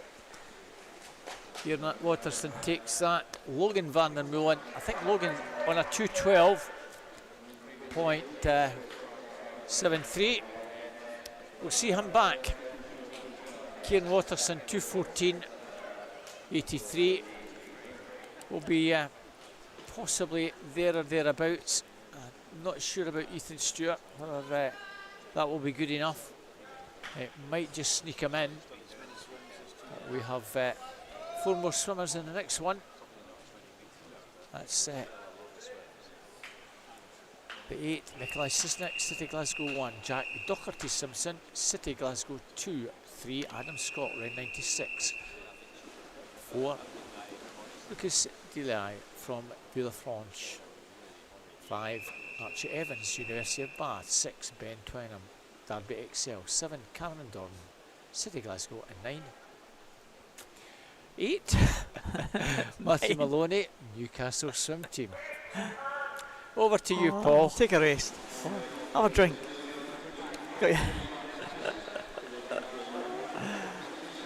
Well, it is the final heat. Lucas still out from Villefranche. In the middle lane, Archie Evans from University of Bath. Alongside them, the 2 in the centre. And they have entry times of 2:09. As do the swimmers on either side of them as well. So Jack Docherty Simpson, Adam Scott, Ben Twynham also have entries within the 2:09 range, and they're going to challenge a place in the B final. Some of these older swimmers are going to have to get under that 2:10 mark. So the 2 in the middle, Lucas Delisle and Archie Evans, have gone out pretty fast here. They're pacing each other through. 29 point for the first 50. Let's see what they got at the 100. Also going well in lane 2 is Jack Docherty Simpson. He's right there in the mix, but one over. Made 101.43. So, certainly giving themselves a chance here to be under the 2:10 mark. Jack Docherty Simpson had a good turn, and that's taken him back into contention as they come down to this final turn. It's the 2 in the middle, right there alongside Jack Docherty Simpson, Lucas Delisle and Archie Evans. It's going to be these 3 that are going to come to the wall pretty close. Jack Docherty Simpson will go over first, but only just by 0.2 of a second. Archie Evans in 3rd place, Lucas Delisle in 2nd. Also coming back strongly as well as Ben Twynham in lane number 6. So 4 swimmers here, all in contention. Maybe Lucas Delisle and Jack Docherty Simpson going ahead of the others, but Ben Twynham coming back really strongly in 6 here. It's now maybe between Ben Twynham and Lucas Delisle. It's 6 and 4. Who's going to get it? It could be Ben right at the top there. No, it's Lucas gets it in 2:09.29. Ben Twynham 2:09.44 and Jack Docherty Simpson 2:09.97. And well, that's given them a chance. I think certainly the top 2 might be in that B final, Robert. Top 2 in the B final, yep. Definitely in the B final, and Jack Docherty Simpson will be 2nd reserve. And he's a 17-year-old, so that'll put him into the junior final. Yeah, but Jack Docherty Simpson will be guaranteed, worst case scenario, if he doesn't get a reserve swim promotion, he'll be in the junior final. I think somewhere around about 2:15ish, 2:16. Please check. Not 100% certain where that cut-off will be, but it'll be in that for a junior sort of final. For the junior final, I think, Paul. So a great way to finish there. Excellent last heat. I think one swimmer that didn't take part in 1 or 2, I think, heats earlier on over the weekend. Adam Scott was in that one. Don't know whether Adam's maybe just back from maybe an illness, but he was well off the pace. But if he is just back, it was good to see him competing in that. That's what we want these swimmers to do when you've been out for a wee while. It's good to get back in and just get back to competitive swimming. 200 metres breaststroke, 2 heats. Anna Wilson, Belshill Sharks in 1. 2, Elizabeth Morgan, Highland Swim Team. 3, Lily Mundell from Heart of Midlothian. 4, Lexi Lamont, Aberdeen. 5, Miss Maddie Hoole from Warner Bass Club. In lane 6 we have Daisy McInnes, City Glasgow, and in lane 7 we have Iona Casapidis, and she represents Carnegie. So 200 metres breaststroke for the girls.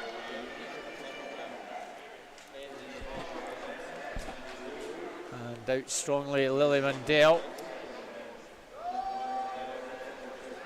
the Heart swimmer, Youth Academy's member, and just missed out in a medal at Scottish Nationals in breaststroke.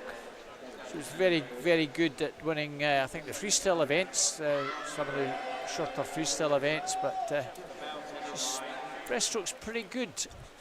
And as you can see, out very strongly indeed. Yeah, very long stroke, isn't it? Very. It's something economical. That both Warrington and Hearts do have some useful breaststrokers that they've produced in the past. And certainly going extremely well at the moment. Mentioned this morning. Yeah, Kirsty Scottish record holder, Kirsty Balfour, I think, Heart. was an ex-Hearts swimmer, and that goes back a good 20 years, Paul.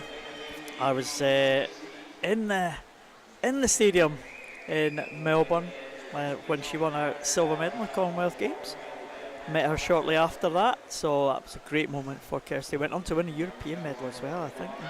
Yeah. You know, it was really good at that point in time, 2006. So great star, and our record has stood the test of time. That Scottish record. Well, it's goes back a long time, as you say, Paul.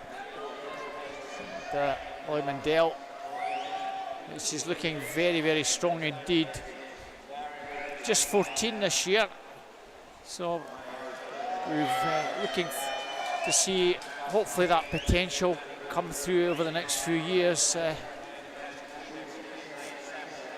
Probably did I say that the best of their really young swimmers at the moment, and we're hoping that that will continue at all the clubs. But a lovely finish from Lilette, 2:47.22, improves by around 3 and a bit seconds. 2:50.77 was her entry time, and a pretty decent time for 14-year-olds, Paul. Not too many are doing times anywhere near that, so great to see her. Yeah, excellent swim there, and certainly give her a swim this evening. 2:45.31 was the time to get into the B final, and she was only about 3 or 4 seconds off that. A certain Tegan Black that we've talked about had a few swims. She's one that is probably about the 5th or 6th fastest. Let me just double check for you.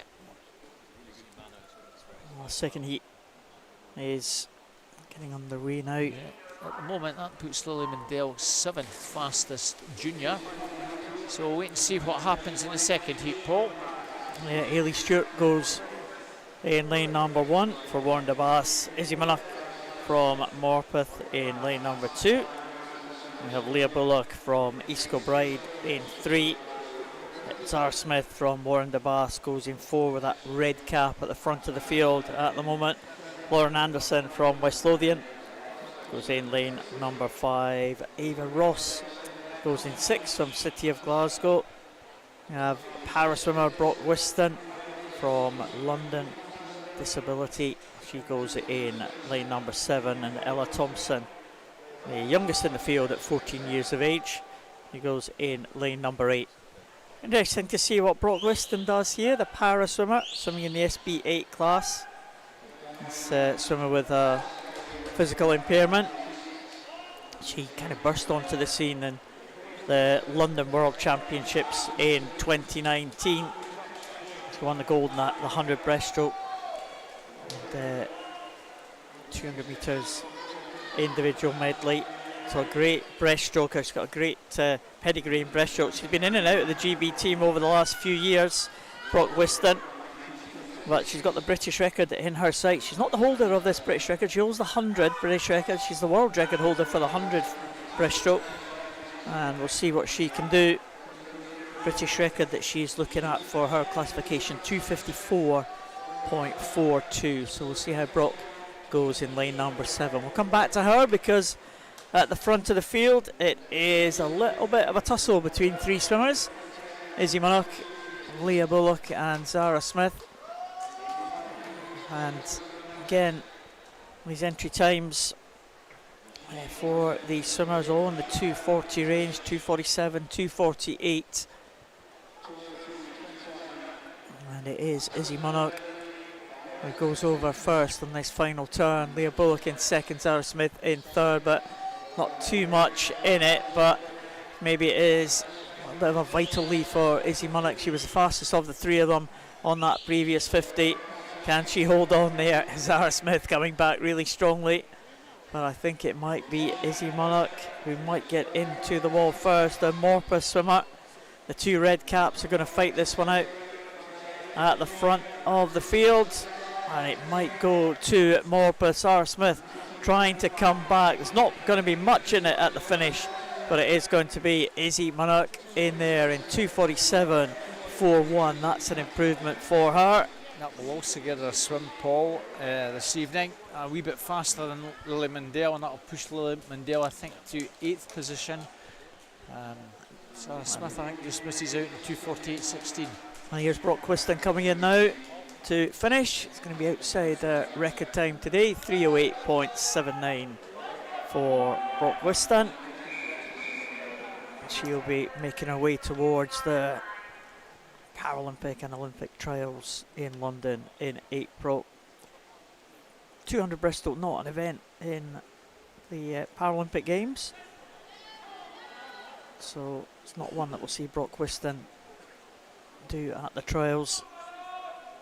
But it's good to see the para swimmers do some different distances, try and claim some personal best times, maybe some records. We've seen a couple of records, or one British record from Stephen Clegg. Yeah, we have. That was Friday morning, I think.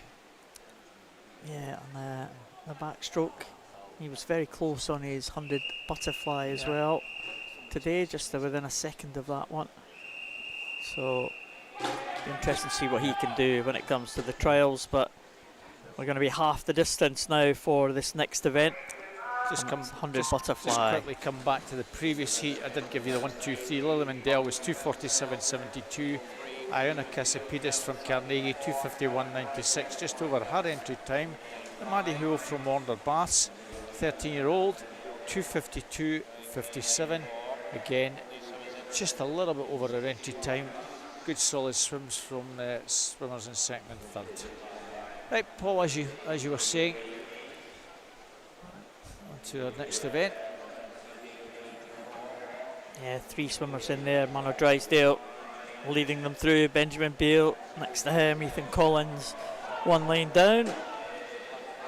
But it is the man in the middle, Benjamin Beale, there outside, who's come off the start pretty well, and he led them into the turn. 28.24 at the halfway point for Benjamin Beale, and he's going to follow that up to get first into the wall, and he just misses out on the 1 minute mark. That would be great to see him dip under that, but 1 minute.13 for Benjamin Beale. That 1 minute will have to wait for another day,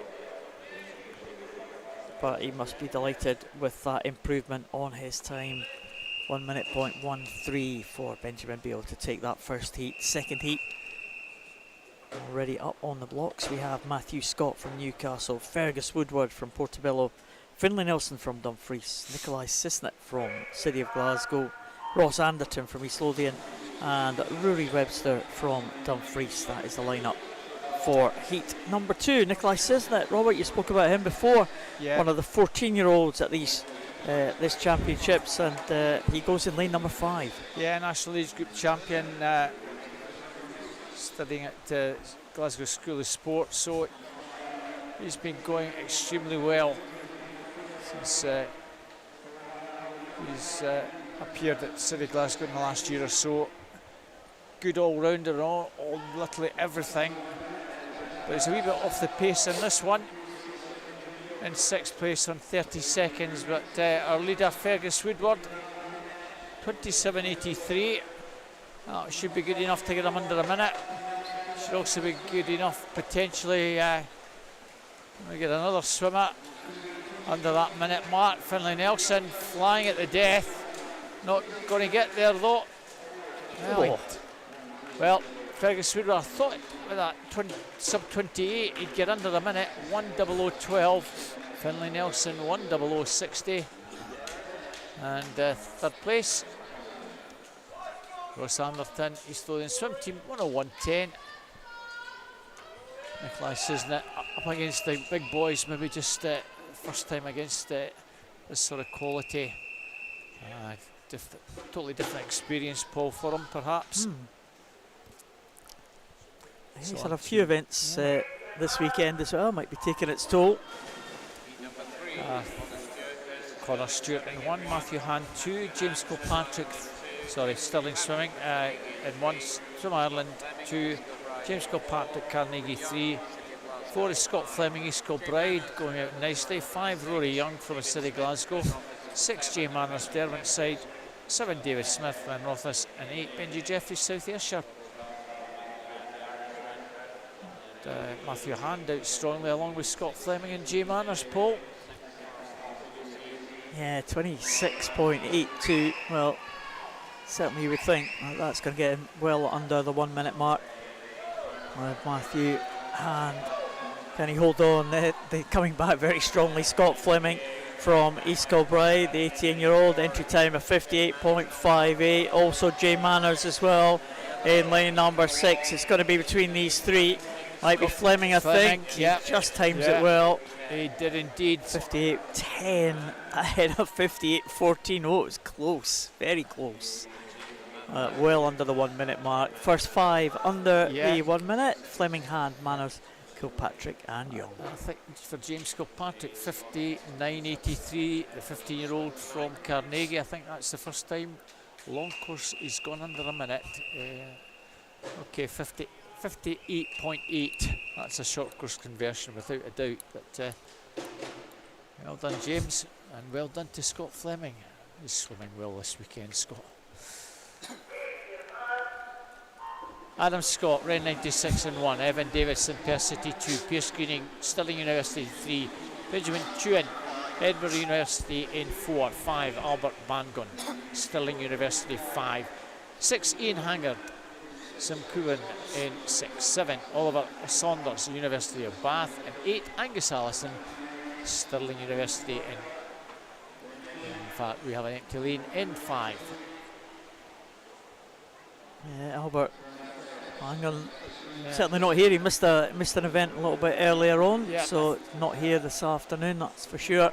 Benjamin Chuyan will be taking it up though, 57.60, and he's gone out again in the 26 range for that first 50. He's given himself a great chance here. Ian Hangard, we saw him earlier on, the man from Simklubben of Sweden, and he's strong at the end, but it is the man in the middle, Benjamin Chuyan, 58.48. Ian Hangard does come through for second place, and in third it was Evan Davidson, 58.72. Pierce Greening and Angus Allison all under the 59 second mark, so that was a tight one. I think so. Certainly swimmers in those last 2 heats, I think if all those swimmers, coaches, team managers can double check, quite a few will be in this evening's junior final. 59.40 was the slowest of the 1, 2, 3 swimmers that were in the junior category from this morning, so 5 are added to that. I'm not sure which 5 will go in, but anything under a minute And there were quite a few of them under the minute there, Paul, in that last couple of heats. Certainly were. Next event is already on the blocks. We have the female 100 metres freestyle. 4 para swimmers in this first heat of the 7 heats. We've got Abby Kane swimming in the S13 classification. In fact, 3 para swimmers out of the 4, I should say. Abby Kane in the S13 class, swimmer with a visual impairment. We have Leila Dylan Katiti from Randaberg, a 15-year-old, the Norwegian, in lane 4. Tony Shaw, another para swimmer, Paralympic medalist and world champion in the 400 freestyle. Tony Shaw goes in 5. And Brock Whiston back in the water again after that 200 breaststroke. Well, tough schedule for Brock Whiston, but it is Dylan Katiti, a 15-year-old, heading the 2 para swimmers. Well, watch out for Abby Kane and Tony Shaw. Tony Shaw moved back to University of Aberdeen, but she was, I think they shared accommodation, Abby Kane and Tony Shaw, when they were at Stirling University. So great pals, these two. Tony Shaw is going to get the better of Abby Kane today, but Dylan Katiti in first in 102.71. Tony Shaw and makes it in 105.37, and Abby Kane at 106.70 for her. So again, these swimmers just outside their submitted entry times. And Brock Whiston 117.73. Well, that was a tough turnaround for Brock Whiston. Yeah. But again, great long course practice really for the trials. It's always a little bit of a different discipline, long course, isn't it? And these trials coming up, every opportunity to get long course swims, to try different things out, is always going to be beneficial. I'm sure these 3 para swimmers will be making it to the Paralympic and Olympic trials in April, certainly. They will all have designs on making that Paralympic team in Paris later on this year, and all 3 of them got a chance of doing that. So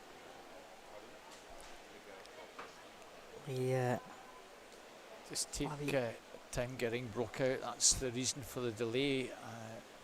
Just make sure all our multi-classification swimmers get safely out the pool. Tony Shaw is one that has been really impressive over the past few years.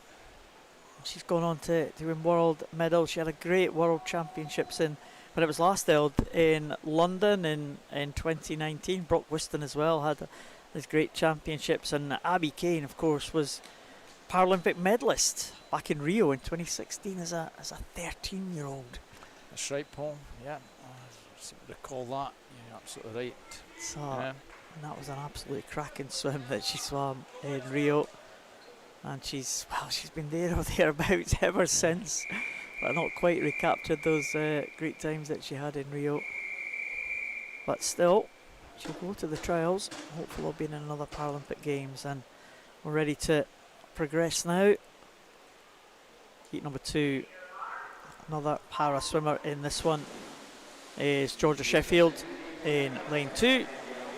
She swims in the S14 classification, but full lineup: Isabella Abernethy, Aberdeen Dolphin; Georgia Sheffield, Manchester Performance; Sophie Steele from South Ayrshire; Lexi Lamont from Aberdeen; Rosie Forster, Warren de Baths; Caitlin Urquhart from Highland Swim Team; Katie Lowe from Glenrothes; and Stella McCarty from City of Glasgow. I think it might be McCarty first to the wall. Out fast. You were telling us about McCarty earlier, Robert. I was told that Stella's next year going to Connecticut to take up a swimming scholarship, so it's great to see her getting an opportunity, and I'm sure she'll embrace that. I think she had a few opportunities in the UK, but deciding to go over to Connecticut. Well, she's just going to get touched out in this one. Yeah, Rosie Forster, I think, is it first to the wall? Yeah, 31.15 for that last 50 to bring her ahead of Stella McCarty, 101.03. McCarty in second, 101.60, and the S14 swimmer Georgia Sheffield swimmer with intellectual impairment. She goes in third position. So three good times at the front of the field there. Yeah. Excellent swims all round there. Heat number 3, Jessica Kipwood goes in 1 from University of Aberdeen Performance. 2, Madison Coolbucky. 3, Gina Rain, City Glasgow. 4, Alana MacDonald, Stirling Universities. 5, Safina Machin from City Glasgow. 6, Caitlin Frame, first. 7, Katie Noble, Newcastle Swim Team. And in 8, Alice Ward, Borough Stockton. It might just be Alana MacDonald in lane 4 who just shades it.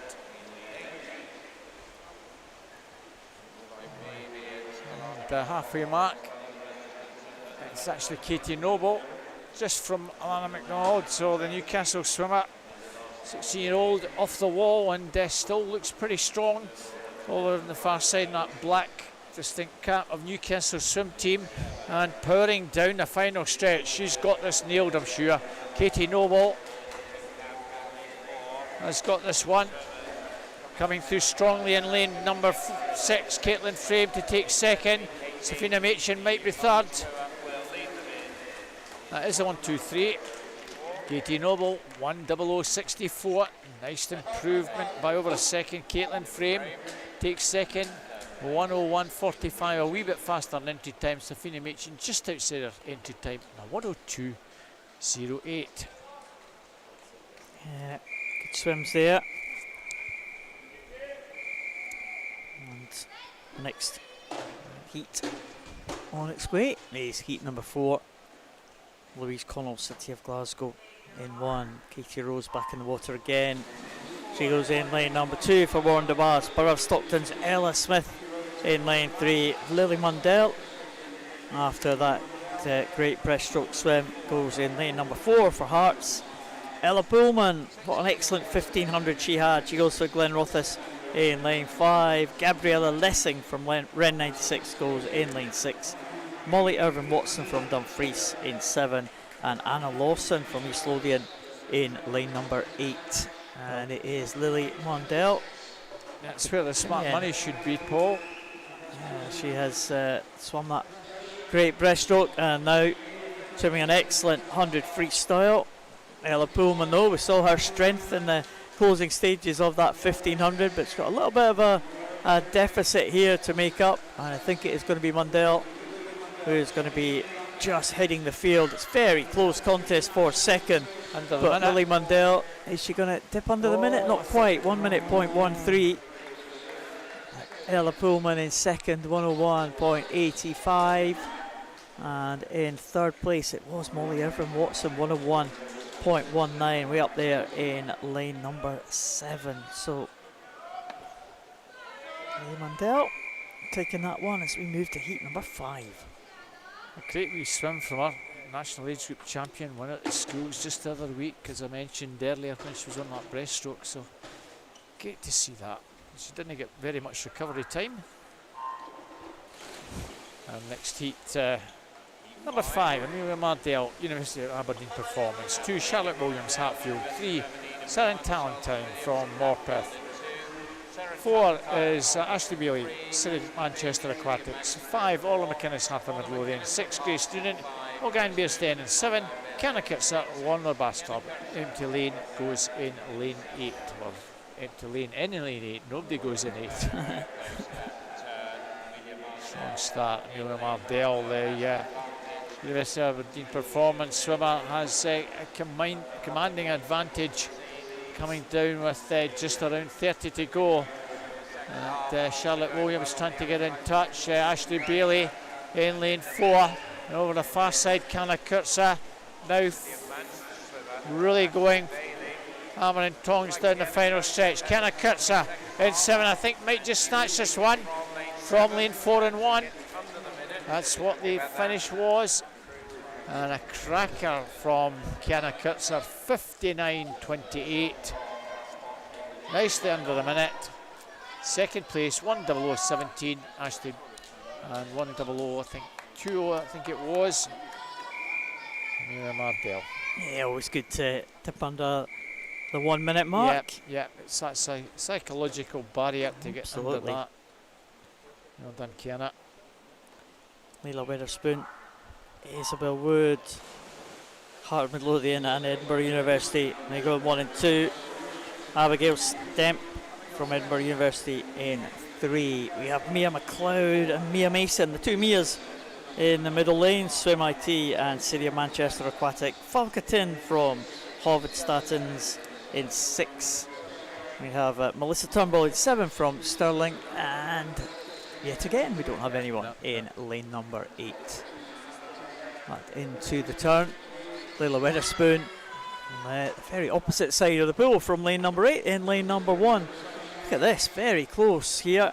All the swimmers in a row. Lane number 1, Leila Weatherspoon, maybe just with a very slight edge. Falcatin has had a good couple of days, and we know that she has been strong in the closing stages in lane number 6, and she might be strong enough here to take this one. It is going to be very close. Falcatin and Leila Weatherspoon. It is Weatherspoon into the wall first, 59.45. Leila Weatherspoon takes it. 59.60 for Falcatin. Both of those under the 1 minute mark, and Mia Mason in the centre of the pool. She gets in for 3rd position in that heat. Yeah, just hanging on at the death there.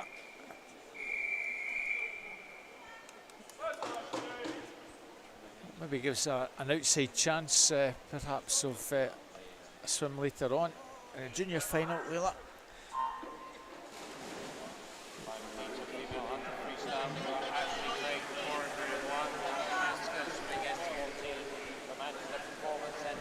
Next one is heat number 7. Ashley Drake in lane 1. Poppy Maskell back in the water again in lane number 2. Livy Freeman from Morpeth in lane 3. Florence Tinsley, Stirling University in 4. Henrietta Damassa, City of Manchester Aquatic in 5. Elizabeth Land from Newcastle goes in 6, with Becky Watson in 7, Borough Stockton. And again, no one in lane 8. For some strange reason, lane 8 seems to be a no-go area in these previous heats. Again, one para swimmer in this one, that's Poppy Maskell, multi-medalist from last year's World Championships. And we'll see what she can do. Can she get close to the 1 minute mark? Someone is getting close to the minute mark, and that's Florence Tinsley, and she is under the minute. 58.28 for Florence Tinsley. Henrietta Damassa, 59.27. And Elizabeth Land in 3rd in a time of 59.65. Livy Freeman also under the 1 minute, but just over is Ashley Drake, Poppy Maskell and Becky Watson. And probably a handful of swimmers in that sort of 59-second range, juniors, if they or their coaches, team managers can check. There's every likelihood a few of those will be back for junior finals. So well done if you have managed to achieve that. So we up the distance a bit more, Paul. Final male and over event of the afternoon. It's 3 heats of 400 freestyle. Swimmers in this one are Sam Downey, SK category East Lothian swim team. 3 Gregor Skinner from first.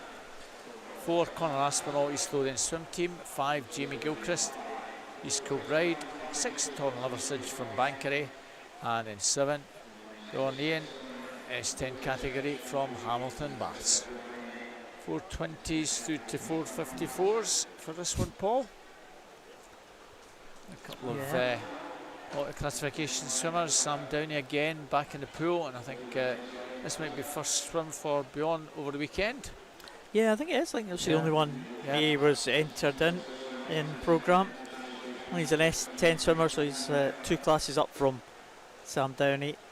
Sam Downey, this is one of the events that he'd be looking to do well in at Paralympic trials, so we'll come back to the 2 para swimmers a little bit later on. They might be a little bit behind the rest of the field. He's a swimmer with impairments, and right out at the front of the field at the minute is Conor Aspinall, Sam Downey's teammate from East Lothian. in second place. That 100 mark was Gregor Skinner, Torin Liversidge in third, and Jamie Gilchrist in fourth. But just looking good at the front here, Robert Connor Aspinall. Yeah, he's been back. I think we did mention on the venue yesterday that he's been back in the pool maybe 6 to 8 weeks after being out with an injury playing football, I believe. He was in crutches way back in September, so back in the pool, and don't expect him to swim anywhere near 4:20.53 today. Anything probably around the mid to high 4:20s will be pretty acceptable, I'm sure, from everyone in the coaching team. But if he does better than a 4:25, I think we'll be quite pleased. Looks like he's certainly on for under a 4:25 on the opening stages here. Certainly gone out very strongly. It's maybe the latter part of the race where just that fitness element, race fitness is maybe useful to tell, but so far doing pretty well. The 8 and the 1500 metre races were a wee bit challenging for him at this early stage back in training.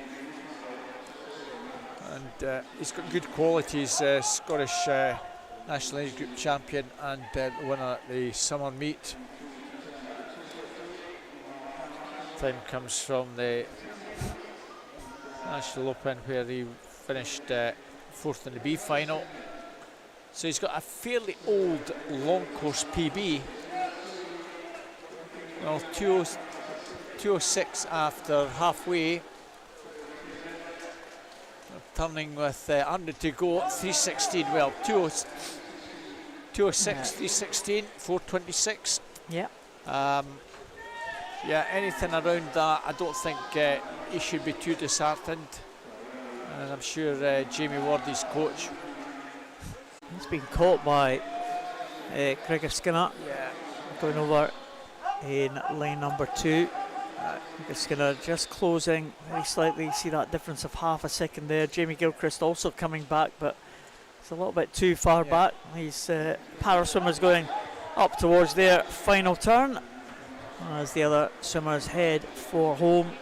The last length of this 400 freestyle.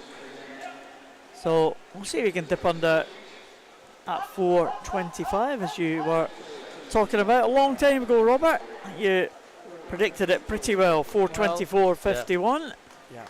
Gregor Skinner in second place, Jamie Gilchrist in third. Para swimmers still in the water as Torin Liversidge comes in. There's Sam Downey with Bjorn Iron right at the top here, and the S10 swimmer is going to get the better of the S8 swimmer. Again, we are looking for somewhere under the 5-minute mark, hopefully. Yep. For Bjorn as he comes into the finish now. There we go, well 4:57. That should be pretty good, because that again is that's possibly a short course conversion. I'm not certain that it is, but yeah, for both of them they'll be pretty pleased. But well done, Connor. I don't have a crystal ball in predicting 4:25, but yeah, it's good to see him just back competing, and that's great. And he's been out for the best part of 6 months. We've got 8 in this one. We have a lane 8. Tom Jeffers, rain 96 and 1. 2 is Kai Connolly, City Glasgow. 3, Jack Simpson, East Kilbride. 4, Benjamin Beale, Derwent-side. 5, Ian Jones, Swim West Lothian. 6, Panis Angelikis from the East Lothian swim team. 7, Thomas Traynor, East Kilbride. And 8, Oscar Chirnside from Geary. 4:16 through to 4:20 in this one, Paul. 4 seconds or so on paper. And already Benjamin Beale from Derwent-side, just he's the youngest in this field, a 14-year-old. A fair way back. I don't know whether it's his style of swimming, maybe going out slowly and he'll pick them off, but he has the fastest entry time, 4:16.20. Well, he just did that 100 fly a short time ago. Just missing out on the 1 minute, 1 minute point 13. He went Benjamin Beale, so maybe suffering a little bit from that one, possibly. Going next on the far side, Oscar Chirnside. We'll probably wish that this was a 1500, not a 400. A lot of the Geary swimmers well renowned for doing a lot of distance stuff, IM, and of course Oscar, one of the swimmers that embraces the open water season. Thomas Traynor on his shoulder. Thomas Traynor going pretty well in lane 7. The camera shot has lane 3, Jack Simpson, his teammate, with the advantage. Jack Simpson, not to be confused with Jack Doherty Simpson.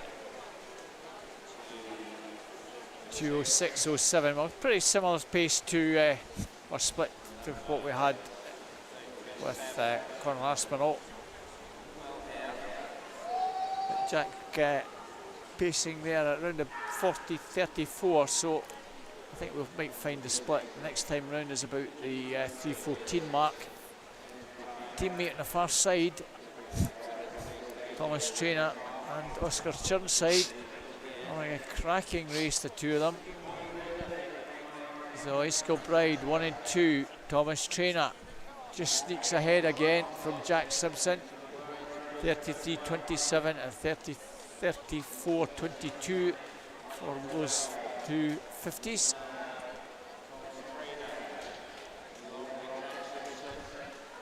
Yeah, Thomas Traynor just beginning to hit the front now, isn't he? Oscar Chirnside going along with them. They're going to be the top two, do you think? They come down, maybe not, maybe 1 and 3. Eiscombe 1-2 still. Thomas Traynor, you kind of fancy it's going to do both of them and go off away a little bit faster. So with a bit of luck, we might see something pretty near 220 or sub 220 from Thomas. Be nice if you can get something around a 33-second split here. Oh, he's certainly faster than that. Yeah, well, it's he's driven up the pace, isn't he? So I definitely think that we're sub 420. Oscar Chirnside up the pace as well, and that's good for I hope it's good for Thomas, because if he sees the threat he'll dig in even more. Plenty of encouragement from Oscar's teammates and Geary, giving him every encouragement down the final stretch. Thomas has run, both these boys swam excellent races there, 4:18.42, 4:18.89. Jack Simpson takes third, 4:22.63. Good race that one, Paul. Oh, as you said, Robert, they pushed each other on in the closing stages there. The two on the outside lane, Thomas Traynor trying to stay ahead of the fast finishing Oscar Chirnside. Jack Simpson with that third position. 4:18 was the winning time. Improvement on the entry times of both Thomas Traynor and Oscar Chirnside. In this final heat, we have Sigurd Olav Borgstrom, Sidar Gullen, we have Ben Thorpe, Ben McLaughlin, Gene Smith, James Boddy, Joshua Robinson and Alexander Bell. Range of clubs here. We have Randaberg from Norway, Warrendabass, Newcastle, Geary, Swim Ireland, Geary again, Derwentside and City of Glasgow. So very close in the opening exchanges here. Ben Thorpe just with the lead, 27.84 ahead of McLaughlin and Robinson, but not much to choose between everyone. Four swimmers, that's juniors that is, that were sub 4:17 We've also got 2 from the previous heat, sub 4:20, and there are 5 juniors in this one, lanes 2 through to lane 6.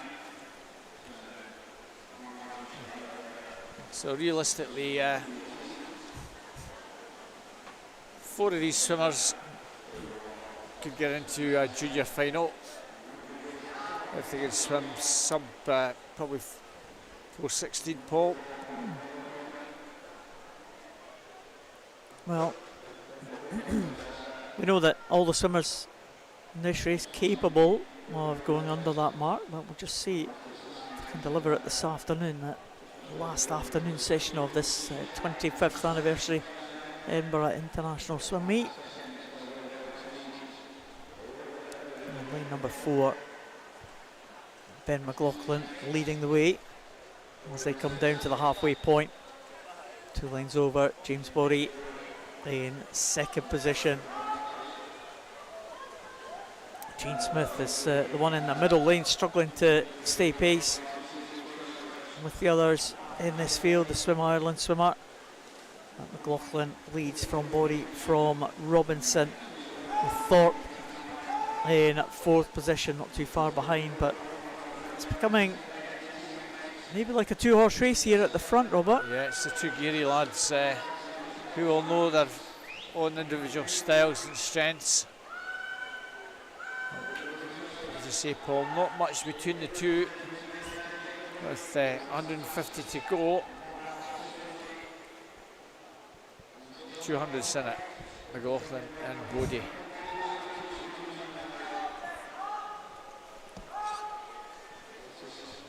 Joshua Robinson,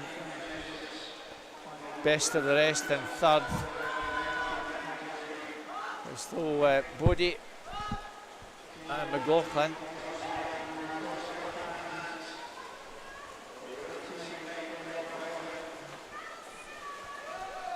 So on to the final 100. James Bodie has certainly picked it up in the last 50 or so, stretching away. Ben McLaughlin in 2nd. I think there's every chance both of these will be back this evening for the junior final. They're pacing well inside 4:20. If anything, they're pacing probably inside 4:16.5.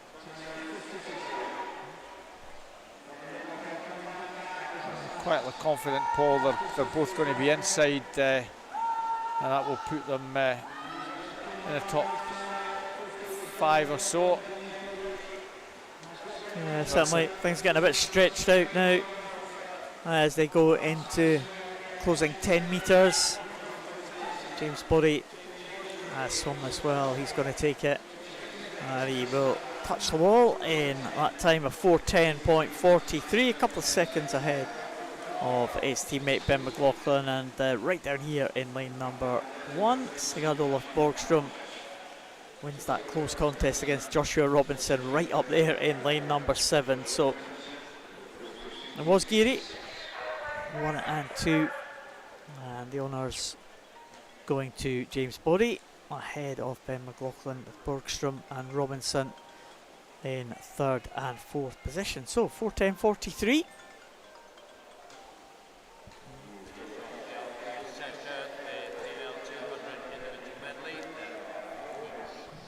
A very good race from the 2 Geary boys. They'll be back if they wanted to take part in the junior final. Cedar Gulen on a 4:20.99. I think might just miss out, or it'll be certainly on the borderline. So they'll need to double check that, as will the team from Warner Baths.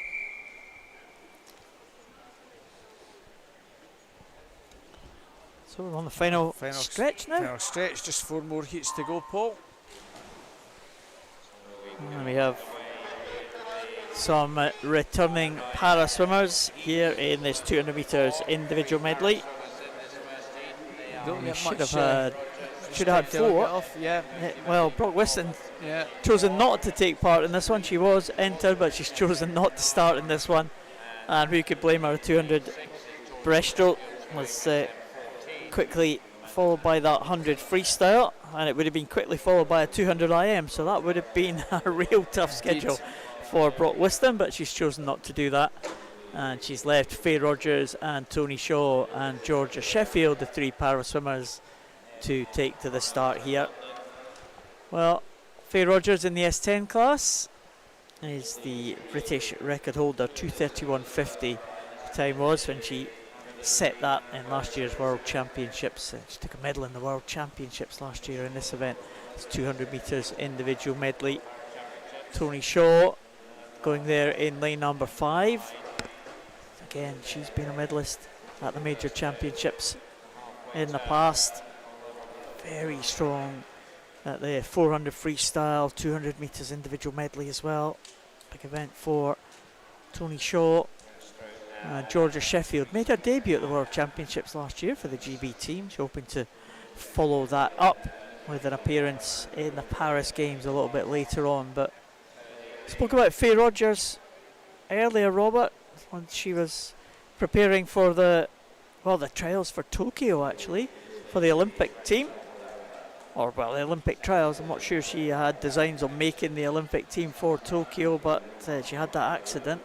Yeah. And that kind of robbed her of any opportunity to get into the Olympic squad. So she's come back, and she's now, well, hoping to make the Paralympic team for Paris, and she should be comfortably in that team. She's had a great World Championships, taking a gold in the 100 butterfly. That'll be her target event, but she's got to do it on the day, got to do it at the trials just to make sure. And Tony Shaw and Georgia Sheffield having a good contest here. They're different classifications. Tony Shaw missing lower part of her arm, Georgia Sheffield intellectual impairment. But here comes Faye Rogers with her British record of 2:31 and 2:35, not too far outside that at this stage. And Tony Shaw and Georgia Sheffield coming in absolutely together. Georgia Sheffield just getting the touch there ahead of Tony Shaw. So Faye Rogers looking in good shape, moving towards those trials, as is Georgia Sheffield and Tony Shaw. Yeah, good solid swims. I'm sure it benefits both Tony and Faye being based up there and being able to swim against one another regularly.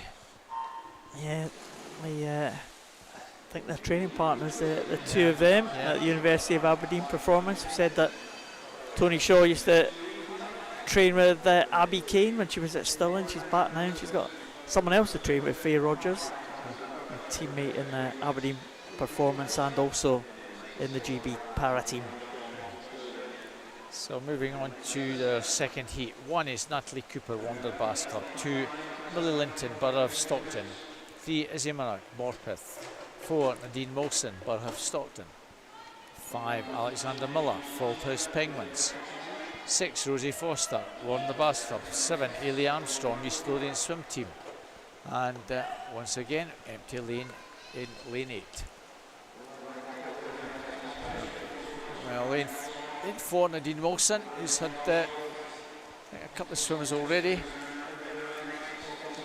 And, she maybe just shades it, but her teammate, Millie Linton, Borough of Stockton in lane 2, is our leader, Rosie Foster in 6, also there or thereabouts. Not much between 4 or 5 swimmers at the halfway mark. 1:11.13 for Millie Linton. And 5th place, 1:12.28. So barely a second between the top 5.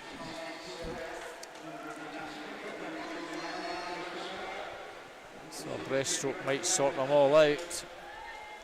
Natalie Cooper, Wander Bass in 1, coming through strongly. Ailey Armstrong, East Lothian Swim Team, and Rosie Foster from Wander Bass in 7 and 6. Nadine Wilson though, still possibly just ahead in lane 4. She's a pretty decent breaststroke. And she is just leading 1:58.86 from Natalie Cooper, 1:58.97. And Zimmernoch, 1:59.19 down the final stretch. Finishing extremely strongly is Rosie Foster from Wonderbash. Rosie Foster has this one. The Wonderbash swimmer going further away from Nadine Wilson. And Zimmernoch, that will be the 1:23 to 32.37, virtually bang on entry time. Second place is 2:34.66. Nadine Wilson at 2:34.99. Zimmernoch. She's making a name for herself Yeah. with these strong finishes, Yeah. Rosie Forster, Yeah. isn't she? Doing very well, yeah. Really good finish there from Rosie Forster to take that heat. We've got the penultimate swim of this afternoon session. It's heat number 3, Emily Riak in the water again. From University of Aberdeen Performance, we see Gemma Brown from Carnegie in 2, Kirsty Gilmore from Hamilton in 3, Perry Scobie from Stirling, we have Zoe Crawford from 1st, Alice Ward from Borough of Stockton in 6, Madison Cool from Bucky in 7, and Katie Coventry from Morpeth in lane number 8. So Perry Scobie from Stirling leads them in. Madison Cool in 2nd, Katie Coventry in 3rd, but it's all pretty close. After that butterfly, it's Perry Scobie with a clear lead, and well, not too much in it between anyone else. Maybe lane number 3 coming back, Kirsty Gilmore, looking good on the backstroke. Again, this 200 IM, as we have seen, things can change about as the strokes progress. Wonder if we got anybody who'll make any inroads on the breaststroke. Well, Perry Scobie, a very useful breaststroker. She has been working in all 4 parts of the IM. This might just push her along. Kirsty Gilmore, though, a pretty good breaststroker as well. Paul. But she had a good swim at the schools. Perry finished 3rd in that. Yeah, she's certainly not Yeah. extending the lead actually, rather than anyone catching Perry Scobie. She has the entry time of 2:30.9. Be good to see her dip under the 2:30 mark. Right in the outside lane, going well, Katie Coventry. Maybe coming through into 2nd place, Katie Coventry. Well, can we get a 2:28 Perry in this one? Her freestyles, maybe, dare I say it, almost the worst part of her IM. Maybe because she does all the hard work in the first 3 quarters. Well, she's looking pretty good, holding off the challenge of Katie Coventry in the outside lane. Perry Scobie, Katie Coventry, they're going to be the top 2, I think, although Alice Ward finishing very strongly, but she's not going to catch Perry Scobie. She will be in 1st place, and it is Alice Ward. What a finish she had there for 2nd, and in 3rd place, just behind Alice Ward, was Katie Coventry. But that was excellent swimming there at the front of the field. Perry Scobie led from start to finish. Alice Ward in 2nd, Katie Coventry in 3rd place at 2:27, Robert, and that's a big improvement on the entry Big time. improvement. Wasn't far off that 2:28. Full lineup for the final heat of this afternoon. Katie Towers from Lanark in 1, Caitlin Frame from 1st, or we're calling them the Kelpies of 1st in lane number 2. Zahara Smith. Oh, you've got copyright. Yes. Zahara Smith from Warrender in 3, Alice Cumming from City of Glasgow in 4, Erin Jones Newcastle in 5, para swimmer Louise Fiddis in lane 6 from Hatfield, and Catherine Body in 7 from Geary, and Jessica Kirkwood, University of Aberdeen Performance in lane 8. The 15-year-old, 2 15-year-olds in this one, Hatfield. Yeah. So Erin Jones and Jessica Kirkwood of University of Aberdeen Performance. Yeah, there's 6 juniors in this one. and anything around what Perry did would get them in that junior final. So far we've got Evie Mackey 2:27.36, who is the second fastest. Perry Scobie I think is third fastest. So if they all go faster than Perry Scobie, Perry doesn't get a swim. Well, halfway mark, Alice Cumming. And Alice also got a pretty useful breaststroke and a strong freestyle. 1:10.83. Louise Fiddis, a para swimmer, dropping back on the backstroke. That's our least favourite for Louise Fiddis in line 6, but the breaststroke is one of our favourites, and she is coming through there. So Louise Fiddis was 6th at the turn. She's now coming through into 2nd position. She has a great record in the breaststroke events, being the European champion, the world champion. Louise Fiddis, medalist at the Paralympic Games in the S14 class, and she has come through really strongly for 2nd position now, just behind Alice Cumming. As they go down to the final 50, looks like it is going to be Alice Cumming. Robert's going to take this one. Yeah, Perry Scobie's certainly got a swim. It's a question of can Alice Cumming get somewhere around about 2:28, 2:29. Louise Fiddis trying to come back. Alice Cumming's going to take this one. It's a good swim from Louise Fiddis actually. She's swum this pretty well. 2:28.60 for Alice Cumming, under the 2:30 mark for Louise Fiddis as well. She'll be pleased with that swim. She's entry time of 2:30.01, so she worked hard there, Louise Fiddis. She did indeed, yeah.